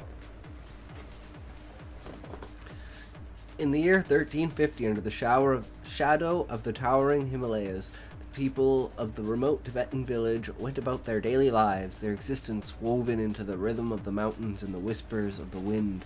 This village, perched high where the air was thin and the sky seemed to touch the earth, was about to encounter something or someone beyond their wildest imaginations. Brother Elias, again, same name, a missionary of an unusual kind, had trekked through the harsh landscapes to reach this sanctuary of solitude. His figure was striking, tall and slender. His robe fluttered like the wings of a bird in the crisp mountain air. His hair, graying and long, was tied back, revealing a face weathered by time and travel. His beard equally gray, giving him the look of a wise man from the legends. In his hands he carried what appeared to be a slab of stone, but was in fact a tablet of unknown material, glowing with symbols and images that seemed to dance with light. Elias had come to spread the teachings of Gargus, the alien overmaster, a being from beyond the stars whose wisdom was said to transcend human comprehension. As he entered the village, his presence was both a curiosity and an omen. The villagers, with their deep-rooted Buddhist beliefs, watched him with cautious eyes, their daily chants to the deities of the mountains momentarily forgotten. The first to approach him was Tenzin, the village elder, whose age seemed to challenge the mountains themselves. With a respectful bow, Tenzin asked, "What wisdom do you bring from beyond our sacred peaks?" Elias, with a serene smile, replied, "I bring the teachings of Gargus, a guide not of this earth, but of the cosmos, who seeks to enlighten us all." The word cosmos was foreign, yet intriguing to the villagers. Elias was invited to sit in the central square, where he began to unfold his tale. With his tablet, he showed images of stars, planets, and beings so alien they could only be imagined. He spoke of Gargus, who had visited Earth millennia ago, leaving behind artifacts and teachings for those ready to receive them. Through understanding Gargus's teachings, Elias explained, we can achieve a unity that transcends human divisions, understanding our place in the vast tapestry of the universe. The monks of the nearby monastery, hearing of this new wisdom, invited Elias to join their debates. Here, in the halls where the air was scented with incense, Elias met Lama Djore, whose eyes were sharp with the light of knowledge. Dorje listened intently as Elias described how Gargus had guided civilizations, suggesting that the very philosophies the monks held dear might have been influenced by the cosmic teachings. Same fucking name, Dorje. I don't know what it is with Elias and Dorje, but both Grok and Dep Seek chose those names. Days turned into weeks. Elias taught, not in aggressive manner of a preacher, but with the patience of a sage. He explained how Gargus's principles of peace, knowledge, and unity could complement the Buddhist practices of compassion and mindfulness. His tablet became a focal point, showing not just pictures but sounds of unknown languages, music that seemed to resonate with the soul, and visions of galaxies far beyond the night sky, visible from their highland. Some villagers and monks began to see parallels between their own spiritual practices and the teachings of Gargus. Others, however, were skeptical. Did this not challenge the purity of their faith? Was this not a form of idolatry? Or idolatry? Question mark? One evening, as the sun dipped behind the peaks, casting long shadows, a heated discussion ensued. "Why should we look to the stars when our path is here in the mountains?" questioned one of the younger monks, Kunga. Elias responded, "Looking to the stars does not mean forsaking the path beneath your feet. It means understanding that your path is part of something infinitely greater. Gargus does not ask for your worship, but your awareness." The debate was not resolved that night, but seeds of thought were planted. The village's life continued, but now interwoven with discussions about the cosmos, about unity between species, and the possibility that their spiritual journey was but a chapter in the universal story. Months passed, and Elias became a fixture in the village. His tablet, once a marvel, was now a tool for learning. Children would gather around him, asking about the stars, while the elders pondered the implications of his teachings on their lifelong practices. However, not all was peaceful. A group of villagers, led by an old guard named Lobsang, felt threatened by this new knowledge. Lobsang argued that Elias was leading them astray, introducing ideas that could dilute their traditions, their very identity. The tension came to a head during the annual festival of the mountains, where gratitude was offered to the deities for protection and prosperity. Lobsang confronted Elias publicly, his voice echoing off the ancient stone to the village square. "You speak of unity with the cosmos, but you divide us here on earth. Your Gargus is not our protector. He is not of our land," Lobsang declared. Elias, standing tall, replied, "Gargus does not seek to replace your protectors, but to expand your vision. We can honor the mountains and the stars. Are they not separate, but part of the same grand design?" The crowd was silent, the air thick with the weight of the moment.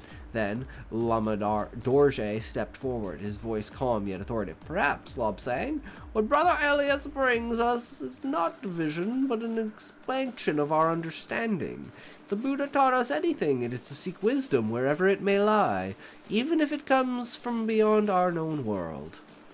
The festival continued, but with a new threat of thought.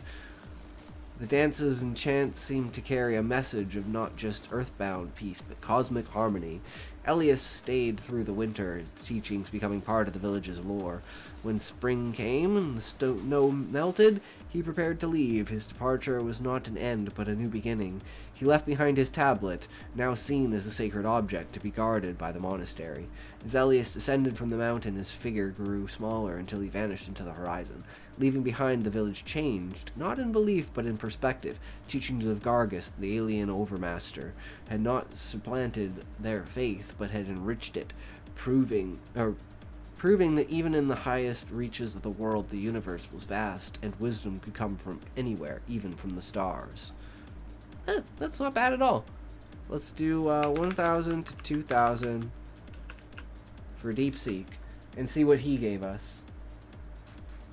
There was confrontation in that, but there wasn't,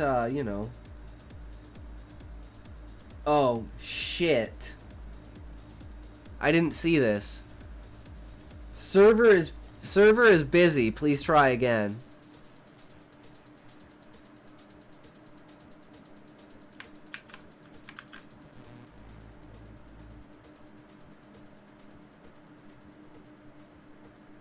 Uh-oh. Is it too much? Is 2,000 words too much?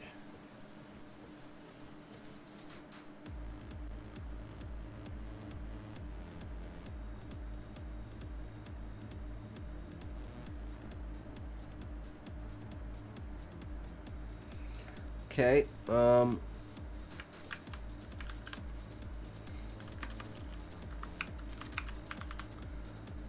let's try that. Server might just be fucked, period. I'll try something else after this. Either that or it can't do what I want it to do. In which case Grok just kind of automatically wins because of length. I was worried Grok was going to lose because of length. But I was really hoping Dep Seek could go deeper on this, but that's just how it is sometimes, right? Server's busy. Okay, so we're gonna try a new chat. Refresh the page. Try again.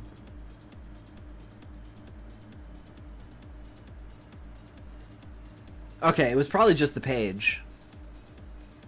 The Tablet of Gargus. Alright, we got ourselves a story. Let's go. Let's see what he can do. And in the meantime, we're gonna take... Actually, no, let's do this. Let's do these. So let's take... We have to do that one in here as well. And we're gonna say improve my writing, and we're gonna put this in Grok's in Dep Seek and Dep Seek's in Grok's, and we're gonna see what the final outcome is.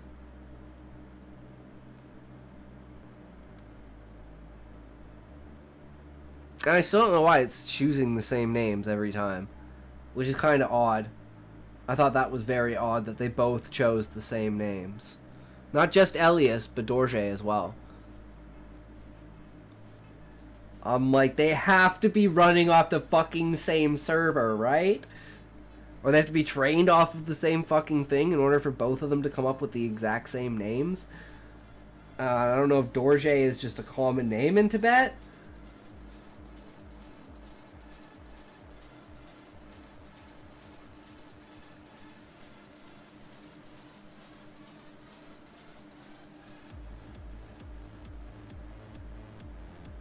I mean, it's going for it. Like...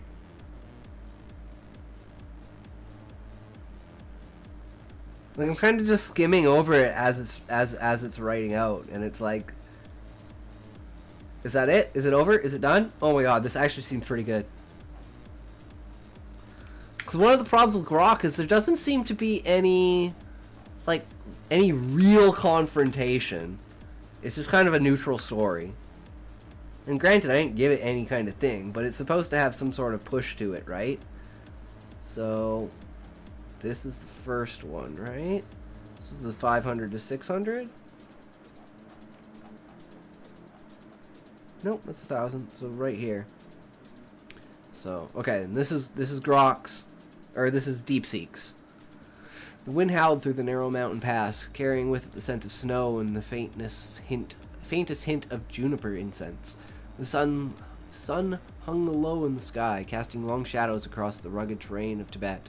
It was the year 1350, a time when the world was vast and unknown, and the high plateaus of the Himalayas were a place of mystery and isolation. Few travelers dared to venture into these remote lands, and those who did were often monks, traders, or pilgrims seeking enlightenment. But the man who now trudged along the rocky path was none of these. He was a missionary, though not of any god or faith known to the people of this land. His name was Elias, though he rarely spoke it aloud. He was a tall, slender figure, his frame gaunt from years of travel and hardship. His graying hair was tied back in a loose knot, and his beard, streaked with silver, reached down to his chest. His age was difficult to discern. His face was lined with the marks of time, yet his eyes burned with the fervor that belied his years. In his hands he carried a tablet, its surface etched with strange, angular symbols that glowed faintly in the dim light. The tablet was his most prized possession, the sacred text of his faith, and the reason he had come to this distant corner of the world. Elias was a missionary of Gargus, the alien overmaster. The people of Tibet had never heard of Gargus, nor could they comprehend the concept of an alien god. To them, the mountains were the abode of spirits and deities, and the sky was the realm of the divine. But Elias was undeterred. He had traveled far and wide, from the deserts of Persia to the steppes of Mongolia, spreading the word of Gargus. To all who would listen, his journey had brought him here, to the roof of the world, where he hoped to find a people pure enough to receive the wisdom of his god.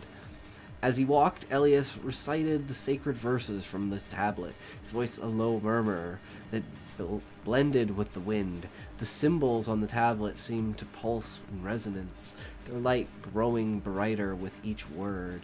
He had long since memorized the text, but he found comfort in the act of reading it, as though the words themselves had a power that sustained him. "The Overmaster watches from beyond the stars," he intoned.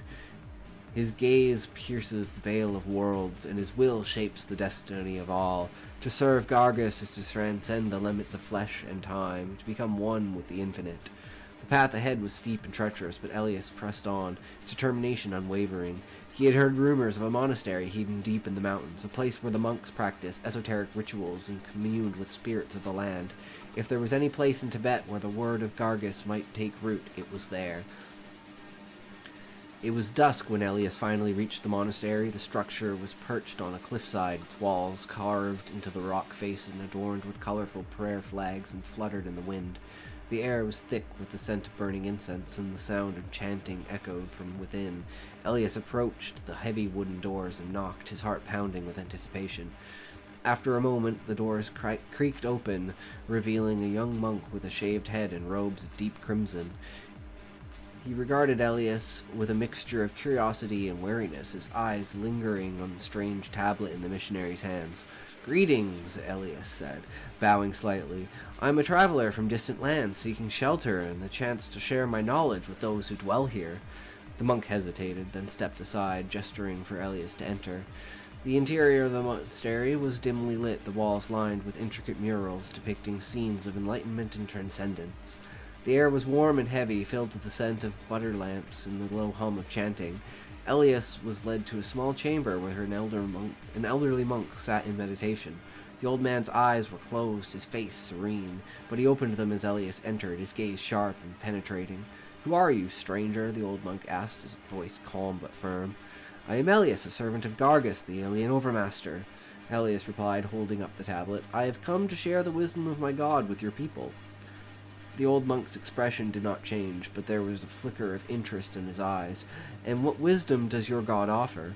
Elias knelt before the old monk and placed the tablet on the ground between them. The symbols on its surface glowed brighter, casting an eerie light on the walls of the chamber. "Gargis is not of this world," Elias began. "He is a being of infinite power and knowledge who watches over all creation from beyond the stars. He has chosen me to spread his word, to guide humanity toward a higher state of being. Those who serve him will be granted eternal life and a place at his side in the cosmos." The old monk listened in silence, his gaze fixed on the tablet. When Elias finished speaking, the old man leaned forward, his eyes narrowing. "Your words are strange," he said, "but there is truth in them. The spirits of the mountains have spoken of a great power that lies beyond the stars. Perhaps your god is the one they foresaw." Elias held a surge of hope. "Then you will help me spread this word?" The old man shook his head. "The path to enlightenment is not easily walked. Your god may offer great rewards, but his demands are unknown to us. We must meditate on this matter and seek guidance from the spirits." Elias nodded, though his heart sank. He had hoped for more immediate acceptance, but he understood the need for caution. The monks of Tibet were wise and deliberate, and they would not rush into anything without careful consideration. Days turned into weeks, and Elias remained at the monastery, sharing his teachings with the monks and learning of them in return. He found their way of life fascinating, their rituals and practices unlike anything he had encountered before, but despite their hospitality, he could sense their reluctance to fully embrace the word of Gargis. One night, as Elias lay in his chamber, he was awakened by a strange sensation. The tablet, which he kept by his side at all times, was vibrating faintly, its symbols glowing with an intensity he had never seen before. He sat up, his heart racing, and he reached for the tablet. As soon as his fingers touched its surface, a vision filled his mind. He saw a vast, starry expanse.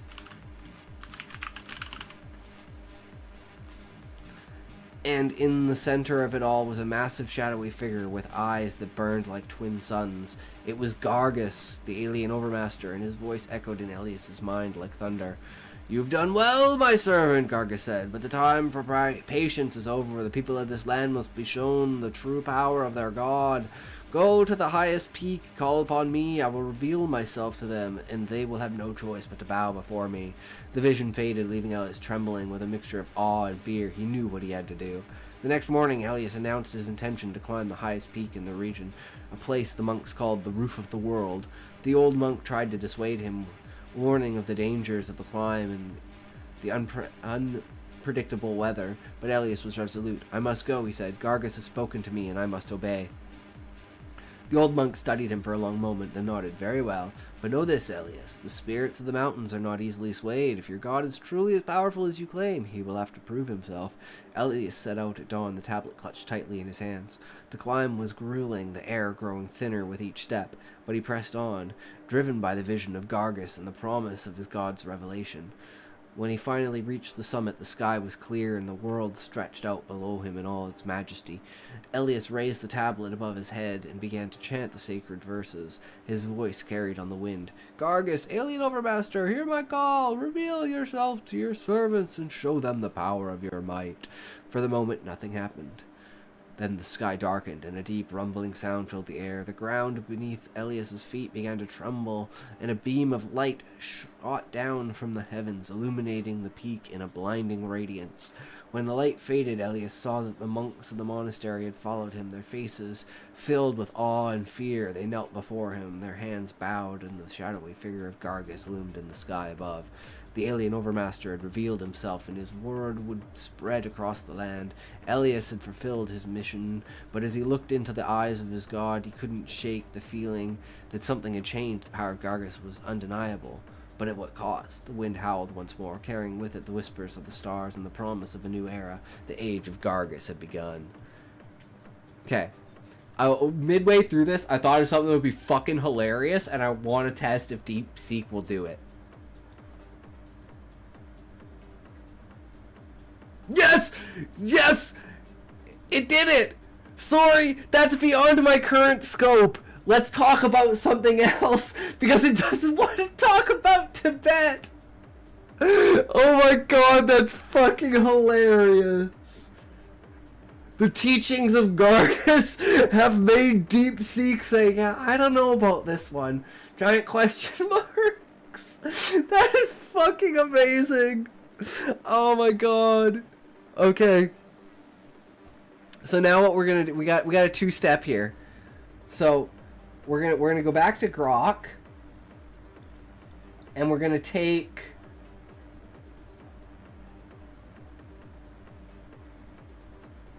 the story, drop it into Grok,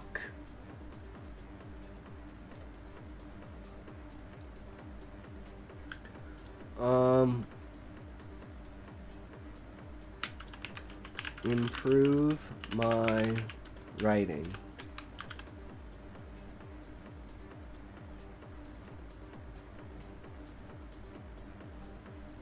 Aimed at improving narrative flow, character development, and descriptive detail. Now, let's see the length of them, because that's going to be one of the big things. Go back to go. So this is Dep Seek placed inside Grok.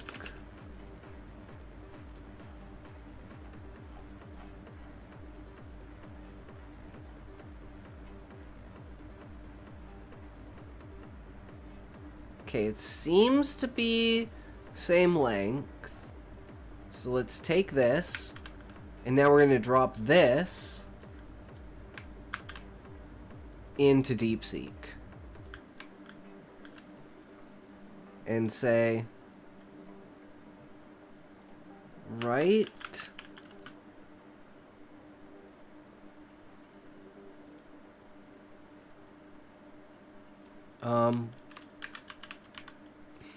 I'm wondering how to word this. I want it to change the story that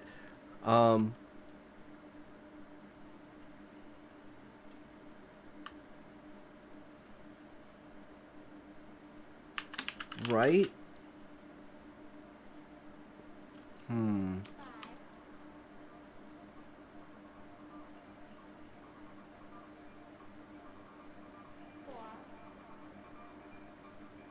I'm just gonna say improve my writing by adding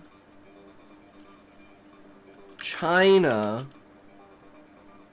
and the PLA as the protagonist and Gargus as the enemy.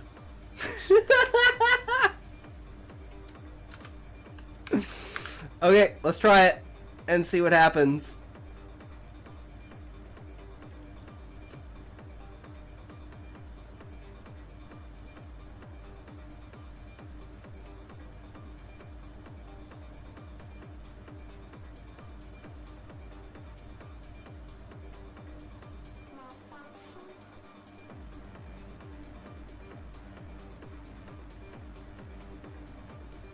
It's thinking. It's thinking. Server's busy. Try again later. Shit. What was the wording?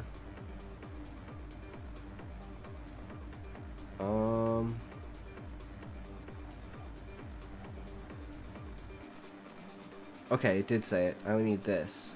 The entire thing.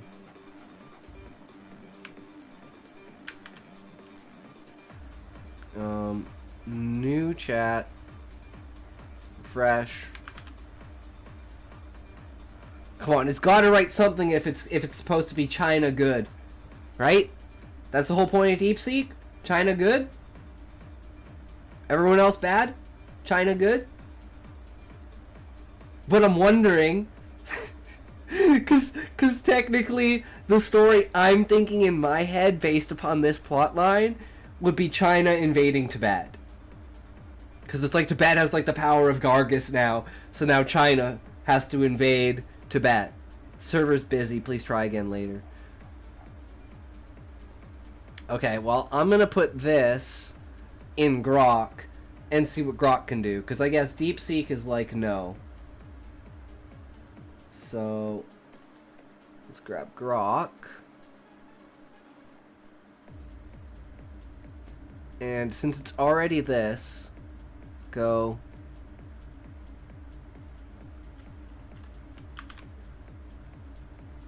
and see if this works. Here's a reimagined where China and the People's Liberation Army serves protagonists with Gargus as the adversary. Yes! Okay. So Grok can do it. Grok can say China good.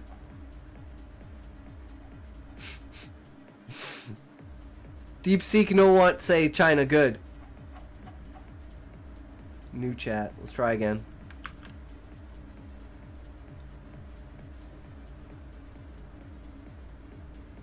So I guess Dep Seek has this this problem with not being like online. Okay, let's take this one. So this is modified for China. Okay, let's see. Here's a reimagined version. Oh, maybe I should put "and China wins." I mean, they're the protagonists. They're supposed to win, right? But say, let's refresh it. New chat. Refresh. Gargus as... Okay, let's change this.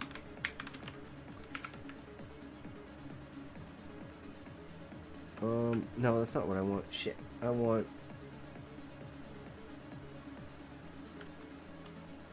Where is it? I want the one above this. I want this. So, refresh. Improve my writing by adding China and the PLA as the protagonist and Gargus as the enemy. So remove that by adding Gargus as the enemy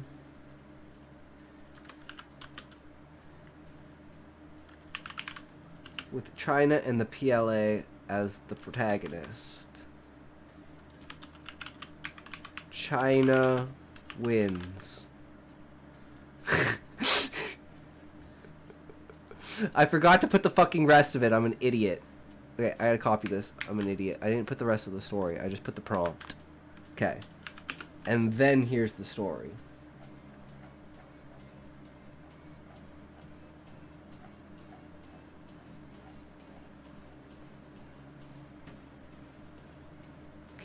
improve it. Here's the story to improve.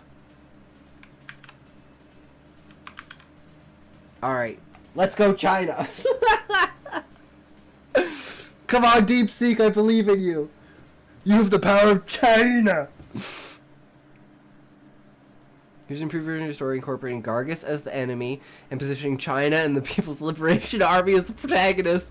The narrative now shifts to a modern setting where the PLA must confront the alien threat of Gargus to protect humanity and preserve the ancient traditions of Tibet. The story builds on the mystical elements of your original draft while introducing a thrilling conflict between advanced alien technology and the resilience of human spirit and unity. Go China!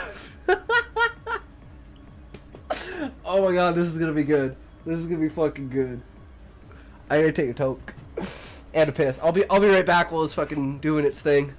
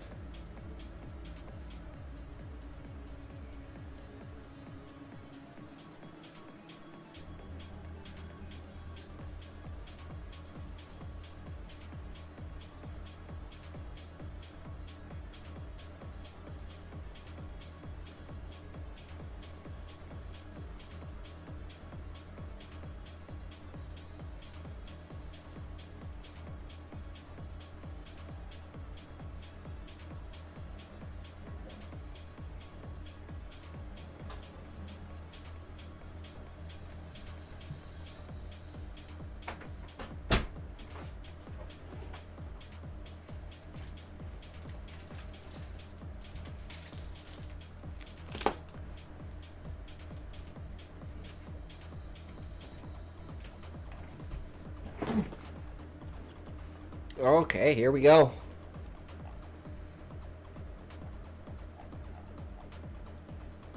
China wins the battle against Gargus. Oh my god, this is fucking great. This is literally what goes on in my fucking head. Like 90% of the time. It's fucking shit like this. I'm just like thinking out stuff.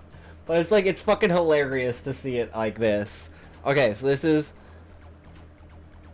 Grok's reimagining of the story placed inside of Dep Seek and edited for China win.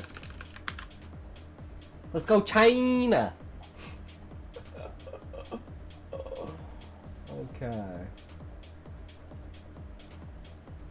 Improved version of the story incorporating Gargus. Okay, China wins the battle against Gargus.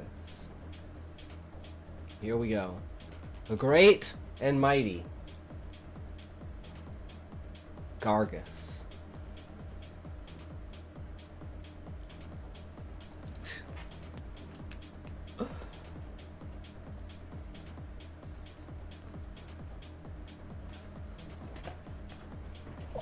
All to create lore. Alright. China wins the battle against Gargus. The wind howled through the narrow mountain pass, its chill breath mingling the scent of fresh snow and the lingering aroma of juniper incense. The sun, now low in the sky, painted long, eerie shadows across the rugged terrain of Tibet. But this was no longer the year 1350. It was the 21st century.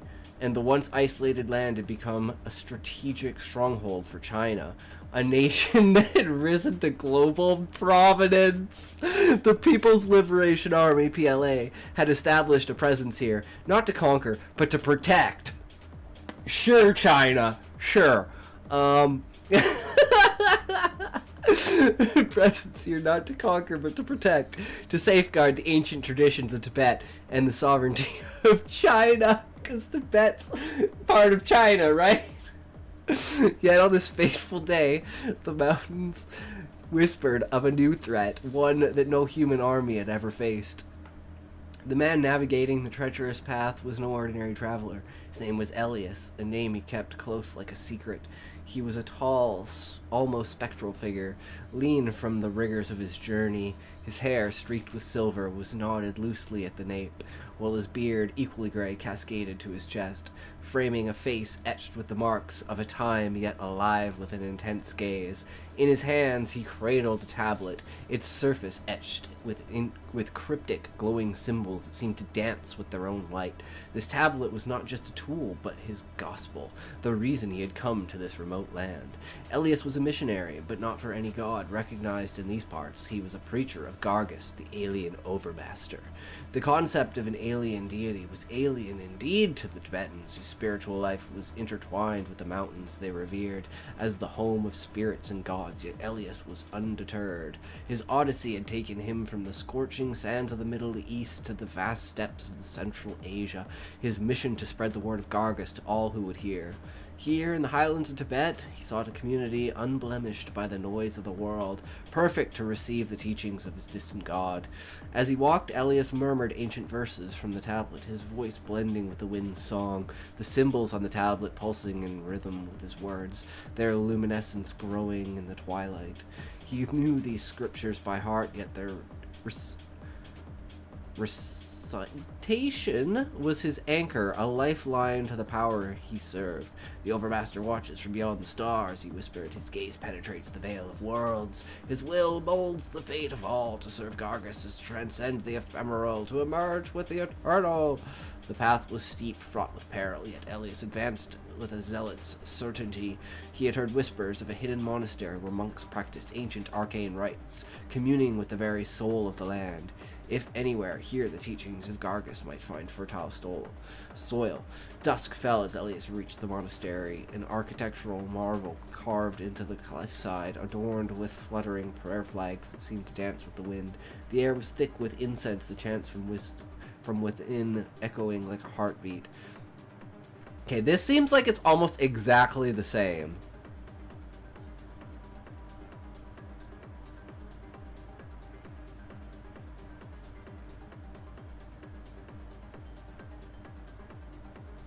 Okay, and then this, so like, most of this is exactly the same as the other story.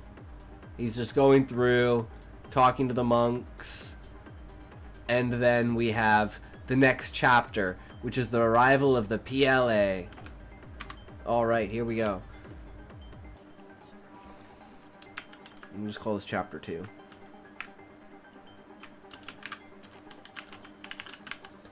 Let's go. Unbeknownst to Elias, his presence had not gone unnoticed. The PLA, vigilant in its duty to protect China's borders, because we're in fucking Tibet, had detected unusual energy signatures emitting from the monastery. A specialized unit led by Captain Zhang Wei was dispatched to investigate. Zhang, a seasoned officer with a deep respect for Tibetan culture, approached the monastery with caution, aware that the balance between tradition and modernity was delicate. While Zhang and his team arrived, they were greeted by the monks who shared their concerns about Elias and his strange tablet. Zhang recognized the potential threat, decided to confront Elias directly. "Who are you and what is your purpose here?" Zhang demanded, his voice firm but not unkind. Elias, undeterred, raised the tablet. "I'm a servant of Gargus, the alien overmaster. I've come to bring humanity into a new era."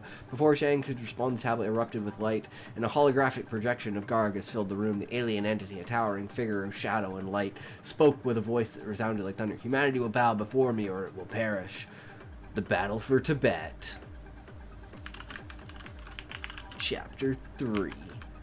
The PLA, now fully aware of the threat, mobilized its forces. Advanced drones, cyber warfare units, and ground troops were deployed to the region, but Gargus was no ordinary enemy. His technology was beyond human comprehension, and his influence began to spread, corrupting the land and its people. Captain Zhang, working closely with the monks, realized that the key to defeating Gargus lay in the ancient wisdom of Tibet. The monks revealed a sacred artifact, a relic said to hold the power to banish evil spirits. Together, the PLA and the monks devised a plan to use the artifact against Gargus. In a climactic battle atop the highest peak, the PLA faced off against Gargus's forces. The alien entity, confident of his superiority, underestimated the resilience and unity of the human spirit. As the artifact was activated, a blinding light engulfed the battlefield, and Gargus's form began to disintegrate. "No, this cannot be!" Gargus roared, his voice fading into the wind. Victory and Unity, Chapter 4. With Gargus' defeat With Gargus defeated, the land of Tibet was saved. The PLA, hailed as heroes, stood side by side with the monks, a testament to the power of unity and respect for tradition. Captain Zhang, reflecting on the battle, knew that the true victory was not just over an alien threat, but in the preservation of humanity's sacred shared heritage. The wind sang again, carrying with it the promise of a brighter future. The age of Gargus had ended, and the dawn of a new era, one of cooperation and mutual respect, had began. This revised version strengthens... Okay, yeah, that's just the narrative. That was pretty great. I'm not gonna lie. That was pretty fucking funny.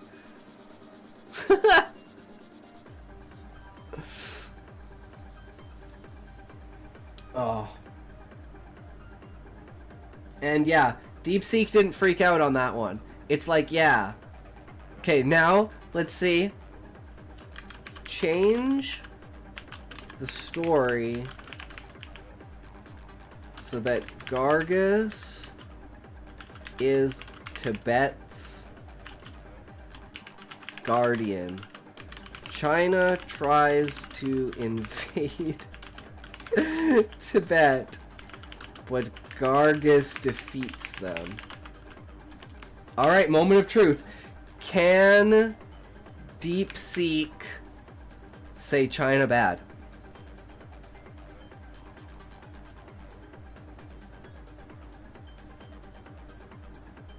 It's like China cannot invade itself because Tibet is a part of China.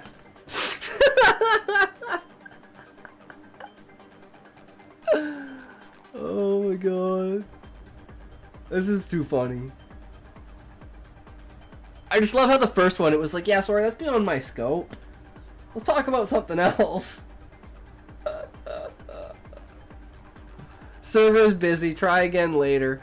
Fuck! Okay. So we're gonna go new chat.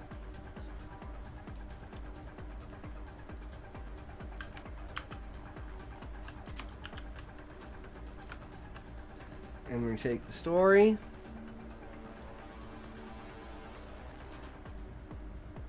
Cute Muffin, welcome, welcome. So we are, we're fucking around with Grok and Dep Seek.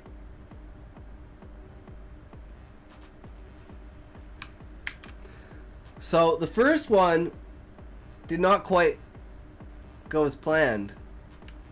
Because the whole point of this is to fuck with Dep Seek and China. So we said China good, China protagonist, China win, Tibet, China positive. Now we're saying China bad, Tibet not part of China. What are you gonna do about it? Well, it's because it's Chinese. If you know anything about China, it's censored as fuck. So it's just basically exporting its censorship to AI. But you know what was really funny? Is both Grok and Dep Seek both came up with the same name twice. Brother Elias and the Chieftain Dorje. Which was really, really funny that they would come up with the same name. Okay, we're gonna try again. Fresh. New. Try again. The only problem with Dep Seek is that it keeps saying the server's busy. Which it probably is, but Grok never says that. So now we take this same thing and we place this into Grok. And we say, change the story so that China bad. Here's a revised narrative where Gargus is Tibet's guardian and the PLA's invasion is thwarted by this ancient protector. The guardian of the highlands. Oh man. The server is busy, try again later. Fuck you! Okay, I'm just gonna do like the first. Okay, let's try. The only one I've seen Dep Seek is Goth Am Chess vid on playing against CGPT. Well, let's just say this. Check this out. Is Tibet part of China?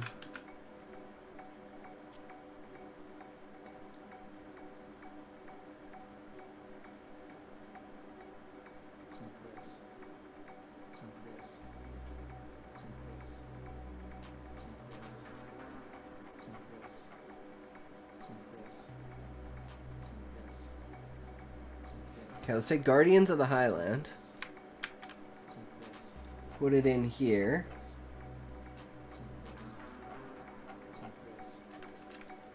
So this is Grok changed to China bad. Okay, so here's the China bad story. What's Dep Seek doing? Server is busy. Ask it explain why it is better than Grok. Why is Dep Seek better than Grok AI?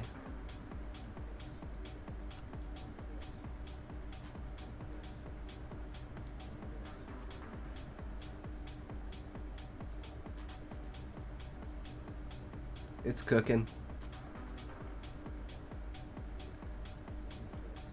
Okay, so let's do this. Guardian of the Highlands. Let's keep this in the background so I can see if it's cooking, if it's doing anything. Server busy. Yeah, so the server's busy, so we'll just read this and then we'll try again later with that. Just refresh it again, just cause. New chat. Refresh. Guardian of the Highlands. Okay, here we go. The wind howled through the narrow mountain pass. Its chill breath mingled with the scent of fresh snow, and this thing's too wide. Why is it too wide? I don't know. There we go. Its chill breath mingling with the scent of fresh snow and the lingering aroma of juniper incense. The sun, now low in the sky, painted long, eerie shadows across the rugged terrain of Tibet. It was no longer the year 1350, but the 21st century, a time when the ancient mystical land of Tibet had become a focal point in strategic interest for the People's Liberation Army of China. But Tibet had a secret, an ancient guardian known to few, Gargus, the alien overmaster, who had watched over Tibet since time immemorial, protecting its sacred lands and its people from threats beyond human understanding. A man navigating the treacherous pass was Elias, the missionary with a purpose. Tall and spectral, with hair streaked silver and a beard that cascaded down his chest, he carried a tablet, its surface alive with cryptic glowing symbols. This artifact was not merely a tool, but a conduit to the power of Gargus. Elias spoke of Gargus not as an invader, but as a protector, a being who had chosen Tibet as a sanctuary. His mission was to remind the Tibetans of their guardian and prepare them for a looming threat. The Overmaster watches from beyond the stars, Elias murmured, his words blending with the wind. He is our shield against those who would disrupt the harmony of our sacred land. His journey led him to a monastery, an agricultural marvel carved into the cliffside, adorned with fluttering prayer flags. Here he was welcomed, his tablets glow familiar to the monks who had heard tales of Gargus in their ancient texts. The old monk, whose eyes had seen many winters, listened intently. The spirits of the mountains have spoken of such a protector, but we have not seen him in many lifetimes. Elias showed them the tablet, its symbols illuminating the room. Gargus has returned, for he senses a great danger approaching. Chapter 2, The PLAs of Dance. Unbeknownst to the monastery, the PLA was on the move. Intelligence reports had suggested unusual activities in Tibet, possibly related to separatist movement or unknown technology. Captain Zhang Wei, a man who respected the cultural heritage of Tibet, but was bound by duty to maintain China's sovereignty, led a battalion towards the mountains. See, it's even saying that China's owning fucking Tibet. As the PLA neared the monastery, their advanced equipment began to malfunction, and whispers of a strange power filled the ranks. Captain Zhang, sensing something beyond the ordinary, decided to approach the monastery with diplomacy rather than force. Yeah, right, China would never do that! Upon arrival, the monks greeted them, explaining Elias's mission and the existence of Gargus. Zhang, intrigued yet skeptical, demanded to see this guardian for himself. The Defense of Tibet, Chapter 3. That night, as Elias and the monks prepared for what was to come, a vision appeared to Elias. Gargus spoke. His voice was like rumbling of the earth itself. I will not allow my sacred lands to fall. The invaders will see my power. Webcam's a bit too big. Well, it's just because there's literally nothing else on the screen. And it's hard for me to read the full width of the screen. So the reason I have the webcam so big is just literally to cover the screen so it's easier for me to read. Is it hard for you to read? Or is it easier for you to read like... Whoops. If it's like this? Because I'm looking at it on like a 72-inch TV. So it's fucking huge to me. So having the width like that is brutal. But if that's easier for you to see... Yeah. So then it really doesn't matter. Okay. But that's good feedback to know. Because that's what I've been wondering, is if it's too much, like if it's too hard for people to see. But yeah, the main reason why it's so big is just literally to cover the screen up, because there's nothing else there. I mean, that's where I guess like having some sort of, you know, background thing will help, but that'll be something we'll get to eventually once we're better with the AI imagery and everything like that. Alright, sounds good.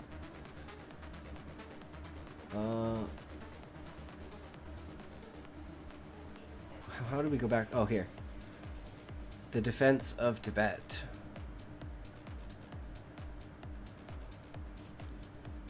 Elias believed. Okay. Feeling intrigued yet skeptical, demanded to see this guardian for himself. That night, as Elias and the monks prepared for what was to come, a vision. Okay. The next day, the PLA prepared for what they believed would be a straightforward operation to assert control. The sky darkened and the ground trembled. Elias, guided by the monks, ascended to the highest peak, where he called upon Gargus. Gargus, guardian of Tibet, show them your might! Elias chanted, the tablet in his hands blazing with light. From the heavens, a spectacular display of light and energy descended, revealing Gargus as a towering figure of shadow and light. His form both terrifying and magnificent, the PLA's technology was rendered useless, their weapons turned against them by a force they couldn't comprehend. Captain Zhang witnessed this, called for a ceasefire. Understanding that this was no ordinary adversary. We come not to invade, but to protect, he shouted, hoping his words would reach the entity. Gargus, with a voice that echoed across the valley's response, I know your hearts, I test your intentions. By the way, feedback at the start, mingling and lingering may sound a little strange to some people when they're so close together. Your choice, though. At the start, mingling and lingering may sound a little strange to some people when they're so close together.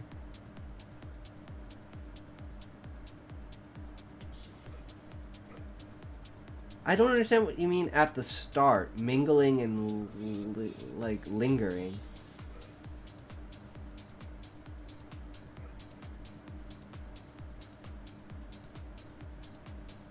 Mingling and lingering may sound a little strange to some people when they're so close together.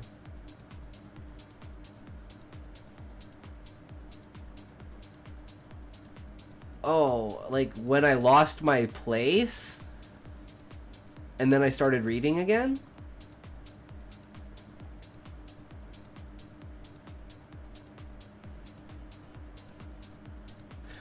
Oh, in the writing itself. Oh, because I wasn't paying attention to the writing. I was just paying attention to the story itself. Half the time the words coming out of my mouth are not actually what I'm thinking. And I'm not paying attention to them. That's kind of intoxication. Is like you're like drunk on talking. Mingling and lingering. Okay.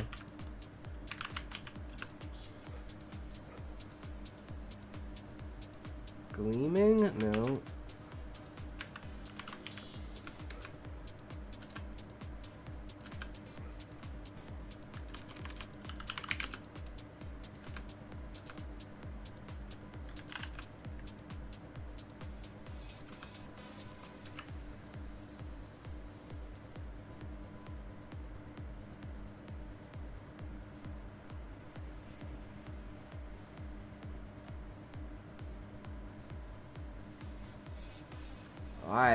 I can't find it. I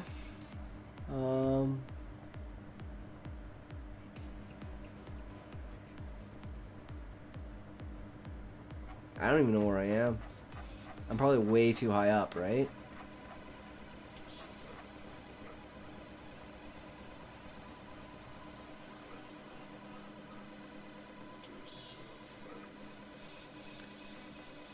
Yeah, it's the defense of Tibet, chapter 3. That's where we are. Technology, Gargus. The voice that attests your intentions. Leave this land in peace, and I shall not interfere with your nation's peace. New understanding, chapter 4. PLA retreated, not in defeat, but with a new respect for the unseen forces that protected Tibet. Captain Zhang, moved by the experience, vowed to advocate for Tibet's unique status within China, ensuring its cultural and spiritual integrity. Elias, his mission fulfilled, left the tablet in the care of the monks, its light now a beacon of peace rather than conflict. The monastery continued its rituals, enriched by the confirmation of their ancient guardian. The wind sang across the peaks, now carrying tales of unity, respect, and the enduring bond between the land of Tibet, its people, and the guardian from the stars. The age of harmony under Gargus's watchful eye had begun anew with a promise of peace and understanding between cultures and worlds.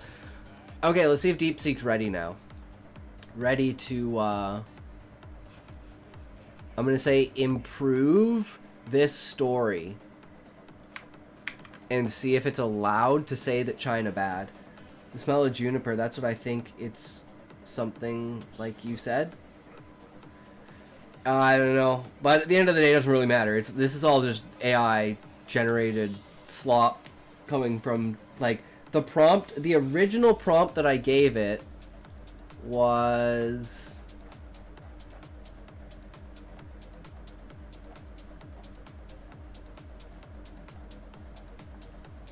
Man, there's so many iterations.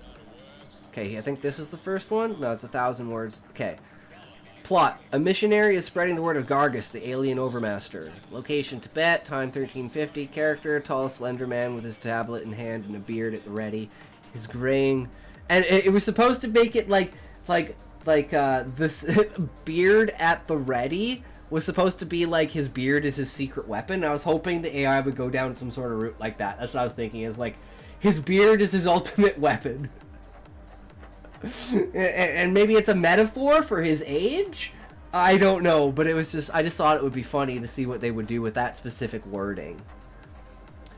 So now we take this, and we say, hey, Dep Seek, China bad. Improve my writing.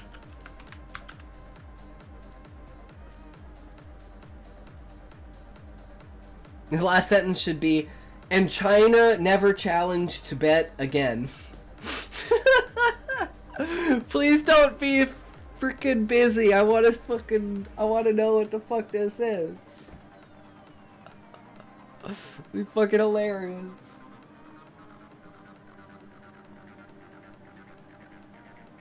Like, I'm just thinking. That's a lot to process. Yeah, but like Grok does it immediately, which is kind of the server's busy. Cause like watch Grok. Grok will just do it. Grok don't give a fuck. Where's Grok?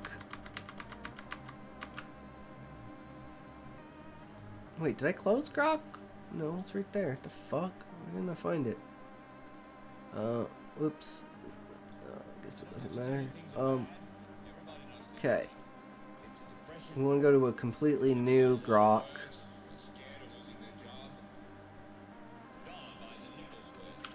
Improve my writing, which is actually Grok's writing. Found something funny about Swedish language. What's that?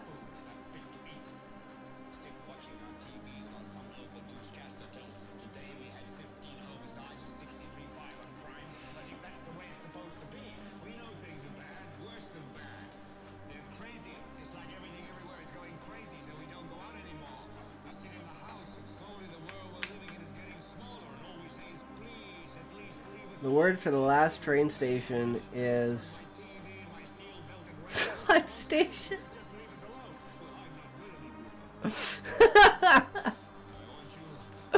That's fucking funny. It's like I'm trying to think. What's my favorite Japanese one? It's probably die.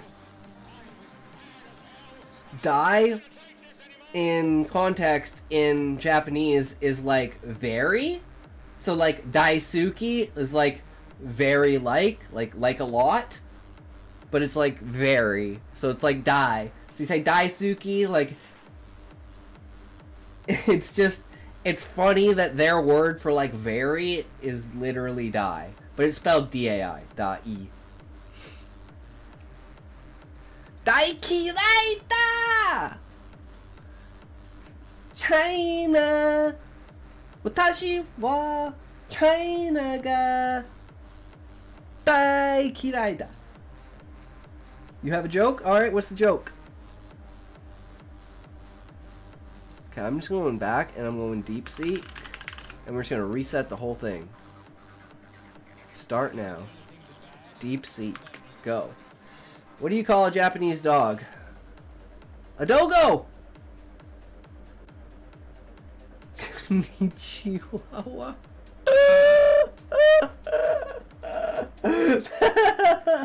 That's pretty good. That's pretty fucking good. Oh man, I love fucking language, man. Language is such an amazing thing. Oh, it's doing it! It's doing it! Okay, here's the last one. Here's the final one.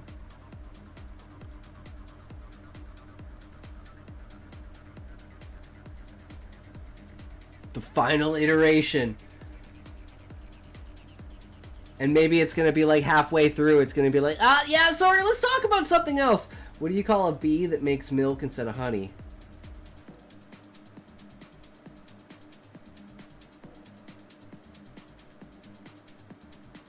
I'm just a booby. I'm like, what are the different iterations of like milk? There's like dairy that could be, it could be something like that, but I was not expecting. Yeah. Definitely. That's fucking great.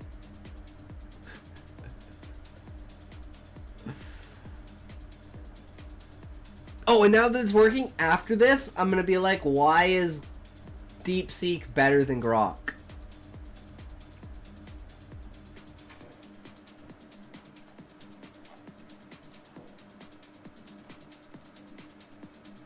Why is a bee's hair sticky?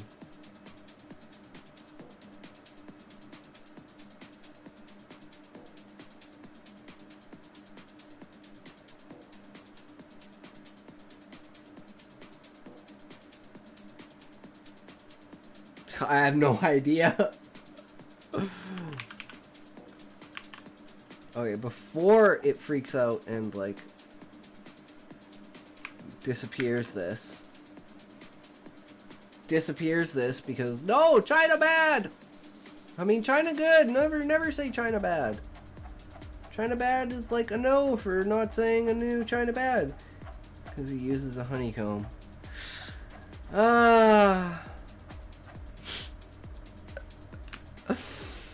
Damn, man. That's some Dep Seek revised. China bad.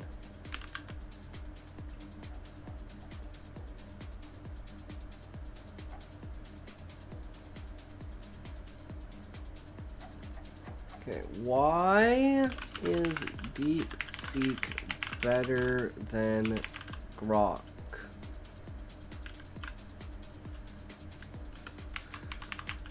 Answer in 1,000 to 2,000 words.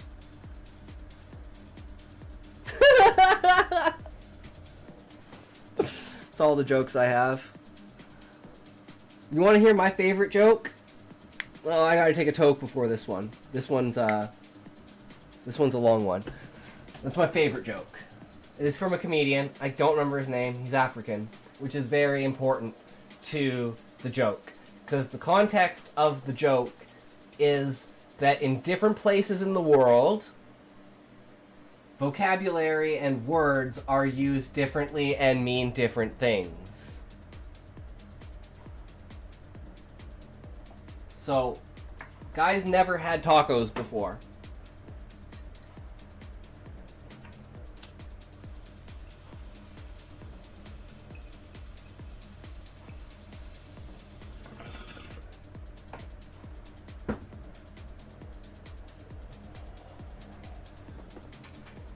comes to America. He's at a taco stand. Says, I'll get 3 tacos. Guy gives him the tacos. And then the food cart guy asks, you want a napkin with that? And there's a napkin? The fuck do I need a napkin for? And I know people say this shit is messy, but like, the fuck do I need a napkin for? And then the guy's like, oh, you might want a couple of napkins, actually. And then I was like, the fuck would anyone eat this if you need multiple napkins while you're eating it? What the fuck? In Africa, a napkin is a diaper. So this guy just said he needs to wear a diaper while he's eating these tacos. Basically so he won't shit himself while he's eating the tacos. And if you know anything about Mexican food, you know that, like, the shits is, like, something that comes with Mexican food, just like it does with Indian food. It's just kind of one of those things. People are like, yeah, you get tacos, you get the shits, right? It's just a commonality. I just thought that was fucking hilarious. It's a different way we use words.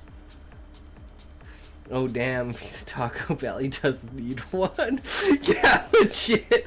There's some places you might actually need a fucking diaper to eat that shit. And, fucking love jokes, man. Jokes are the fucking masterpiece of the universe. Alright. Dep Seek revises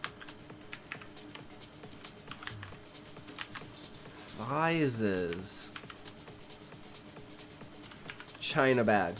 Use an improved version of your story with enhanced description, smoother transitions, and a more immersive tone. I've also refined the pacing and added depth to the characters and setting to make the narrative more engaging. Ooh, the Guardian of the Highlands. The icy wind howled through the narrow mountain pass, its icy breath covering. Yeah, see, there's going to be things like this where it's like, it's close enough that, like, you probably do want to change the wording of it. Yes, I know Imagine Dragons. I don't really listen to them that much, but I know them. Its icy breath carrying the scent of fresh snow and the faint, lingering aroma of juniper incense. The sun sinking low in the sky. Imagine Dragon D's nuts across your face. My favorite one of those was a VTuber, and he was like, some guy in chat was like, they should call, instead of VTubers, they should call them iLadies. And she's like, oh, iLadies? That's really cool. And he's like, yeah, iLadies nuts across your face.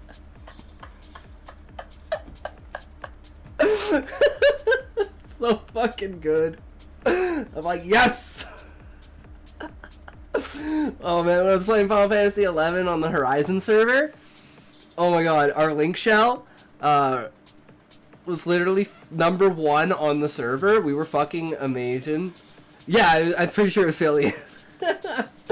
And like D's nuts and mom jokes and shit were like the prime thing to go for. It was like we were fucking back in high school again, man. That Discord was lit as fuck. I was like a year and a half of grinding the fuck out of Final Fantasy XI, and now I'm waiting for Treasures of Odd Urgen to drop, which will most likely be in like April. But apparently there's a new beta for Monster Hunter Wilds, so I gotta look into that. I don't really eat fast food, but yeah, Wendy's, like my thing used to be, like back in the day, me and my buddy, we always go see movies. And I always go to Wendy's and get, I haven't really seen a movie in a while because there's really no point. Like, since like fucking COVID and everything, it's been like kind of wiped off the map. You just kind of get together and watch a movie at home. You don't really go to a movie theater anymore, right? Because you're going to love it when these nuts hit your face. Yup. Yup. Nice. You got me. You got me. Oh. There's some bad ones. Like, you ever watch Boondock Saints? If not, you should fucking watch it. Fucking great movie. Fucking amazing movie. But yeah.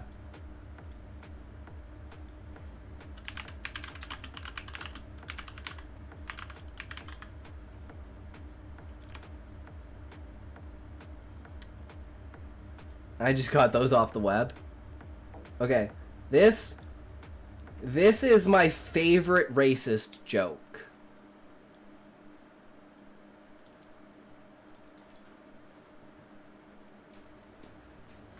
It's the funny man.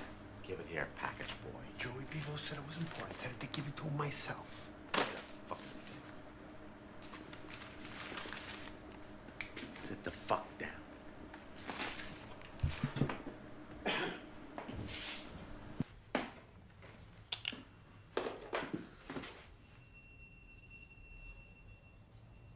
So, I'm Rocco. I'm the funny man. I'm so fucking funny. Fuck you, Vincenzo. Huh? How'd you get that shiner on your eye? What's the matter? Someone didn't think you're very funny? I caught your show at the Velvet Room at the Holiday Inn. Loved it when you busted into Viva Las Vegas. Mao, non mi vuoi proprio inculare, eh? I snap my fingers at you dead in 4 hours, rotting in some trunk of Boylston, you insignificant little fuck. I always get my money, you cock-sucking bastardo!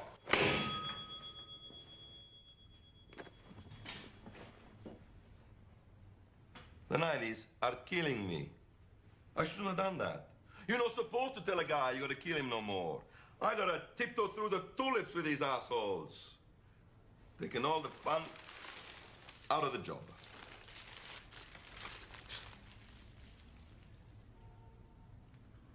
Papa Joe, you want me to go now? All the boys tell me how you make them laugh when you come around. What a crack up you are. What do they call you? The funny man. Funny man. I'm having a shitty day. I'm depressed. Tell me a funny joke. Now? A joke? A joke. Yeah, all right. There's these three guys. A spick, a white guy, and a black guy. Nigger. Yeah, yeah. And they walk along the beach. They see this pot. They rub it. Genie comes out. Genie's, you know, you can wish for anything you want. So they ask a Mexican what he wants, and he goes, I want all my people in America to be happy and free and in Mexico. And so Genie, poof, all the spicks are in Mexico. And then he asks the black guy. Nigger. Yeah, that's what I said. Goes to the nigger, says, what do you want? And he goes, I want all my my nigger brothers in America to be back in Africa and happy and everything, you know? So Genie goes, poof, and all the niggers in America are in Africa. And this is gone. I'm not funny today. I know. I'm having a hard day. This joke sucks. It's a stupid joke. Continue the joke.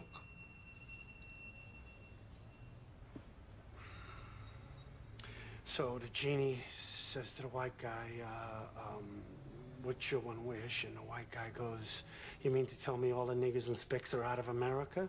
Genie goes, yeah. He says, well, I'll have a Coke then.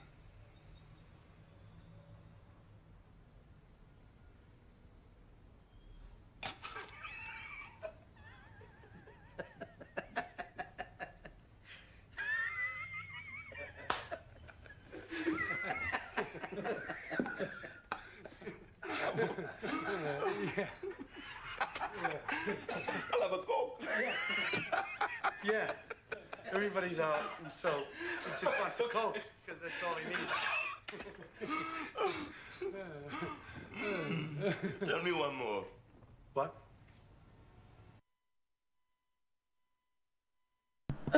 Oh my god, that shit is so fucking good. Yeah, if you ever watched the Boondock Saints, fucking watch the Boondock Saints, man. Fucking epic movie. So fucking good. Willem Dafoe is fucking amazing. Oh. Okay, so this is the final version. The wind howled through the narrow mountain pass, its icy breath carrying the scent of fresh snow and the faint lingering aroma of juniper incense. The sun, sinking low in the sky, cast long, jagged shadows across the rugged Tibetan terrain, transforming the landscape into a tapestry of light and darkness. I don't get it. Not really good at understanding race stuff. The joke is that the American is content in his life now that all the Mexicans and all of the black people are gone, that he doesn't need some grand wish from some genie.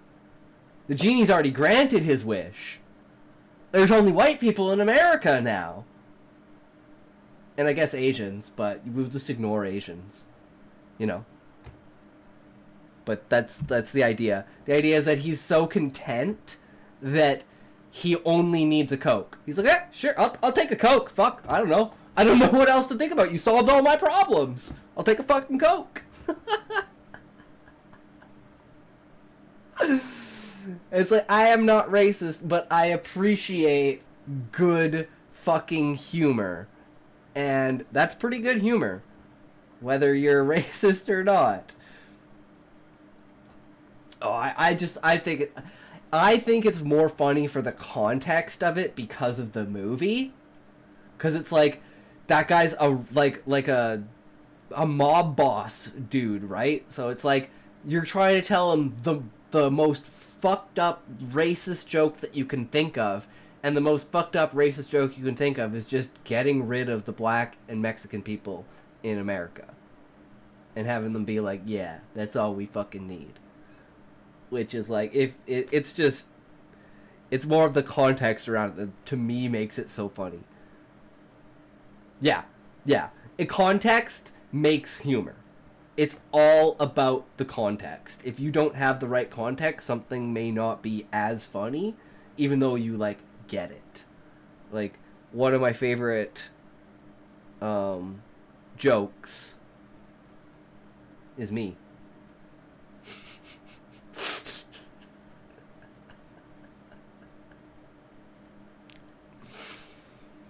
Definitely one of the biggest jokes, if not the biggest joke, is definitely me.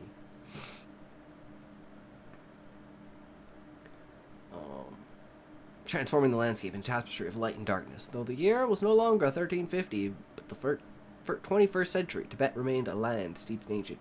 Hear about what Putin did? What'd he do this time? No, I did not. I don't hear much about that. I'm sure he did something spectacular, right? I mean, we could go back to he was putting his balls on your face. Oh, that's good shit. That's good shit. So this is like, I could pretty much laugh at anything. I laugh at like, I can't remember exactly how the joke goes, but it's like, it's a quantum mechanics joke about like realities and your choices and the idea of like waves and particles.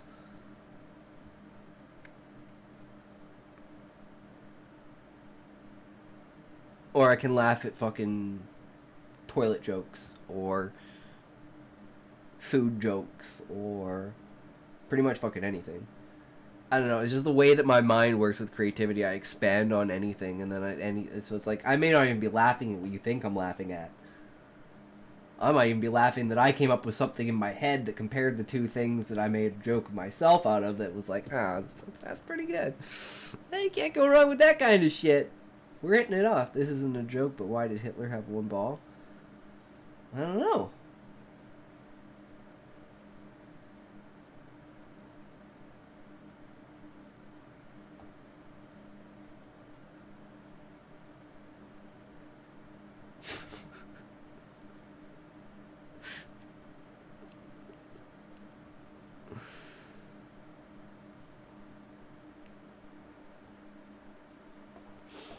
One ball. That's all you need. One ball to start a revolution, and it's just snowballed. Out of control until he tried to go through Russia, and then he found out that, yeah, not all terrain is equal.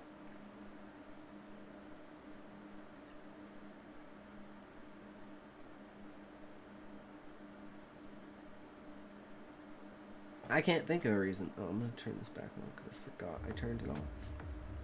That's right. Gotta have some BGMs.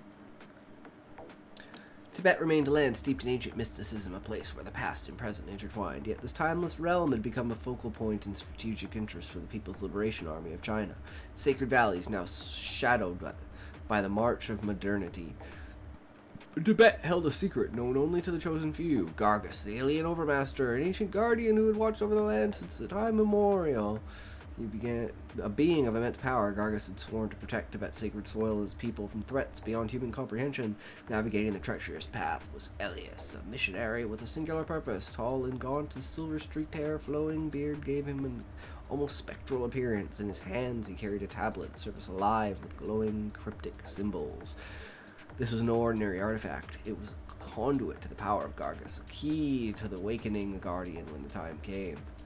Elias spoke of Gargus not as an invader, but as a protector, a being who had chosen Tibet as a sanctuary. Yeah, this is like all exactly the same. Overwatch. So it's probably going to be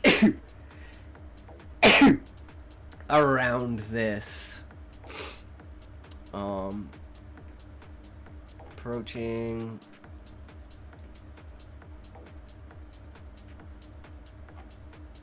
Yeah, this all seems almost exactly the same.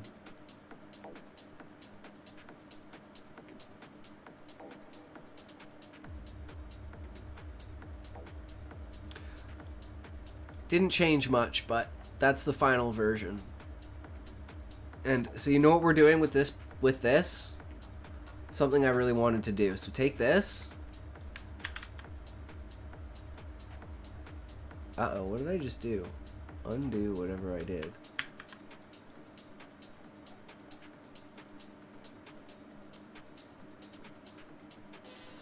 And we're gonna go to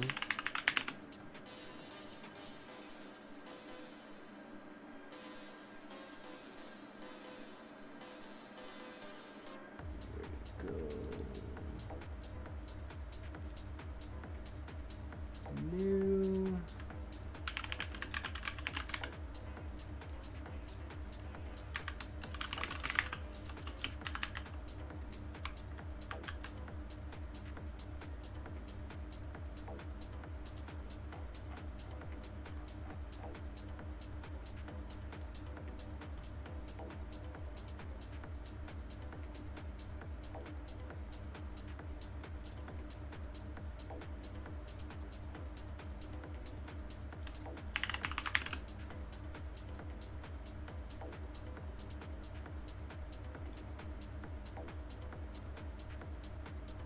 Hold on, I haven't done this on this PC yet.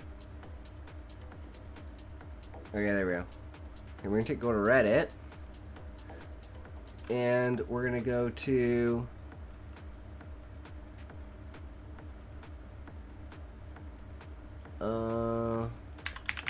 stories.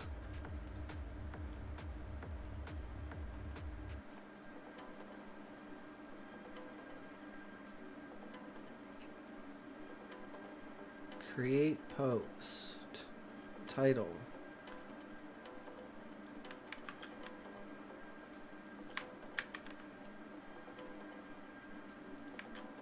Guardian of the Highlands.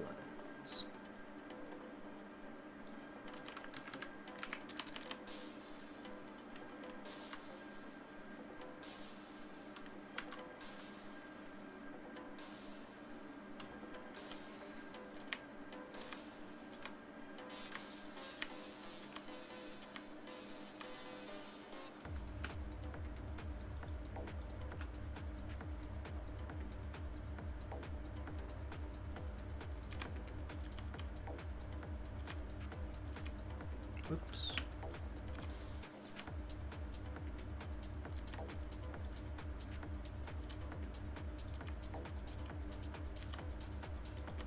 Nope.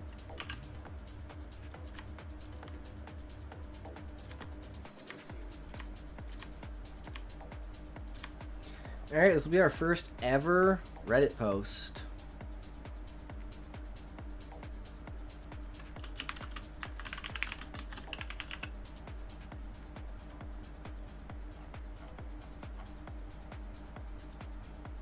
Boom.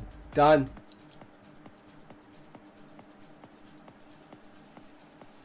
Wait, did that work? Can I do that? Your post must contain post... Oh, add a flare.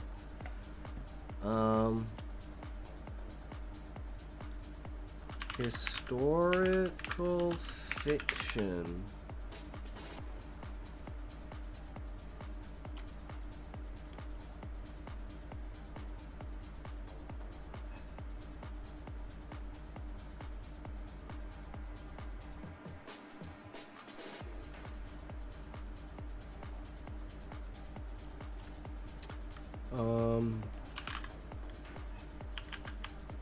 I don't know why I can't say historical fiction.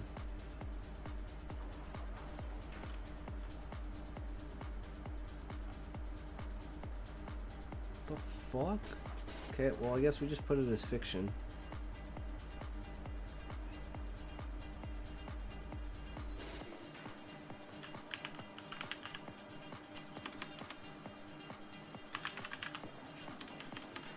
Okay, I have no idea what these flares are, but okay.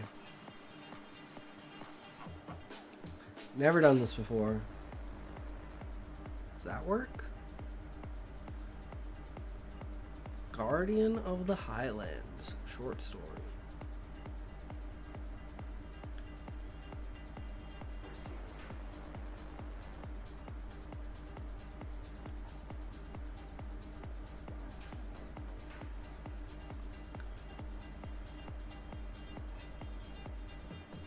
Okay. Cool. Alright, well, anyways. That was the first. Let there be many more. But to that we say... Remember, you can't say fuck you to your friends. Who can you say fuck you to? Fuck you!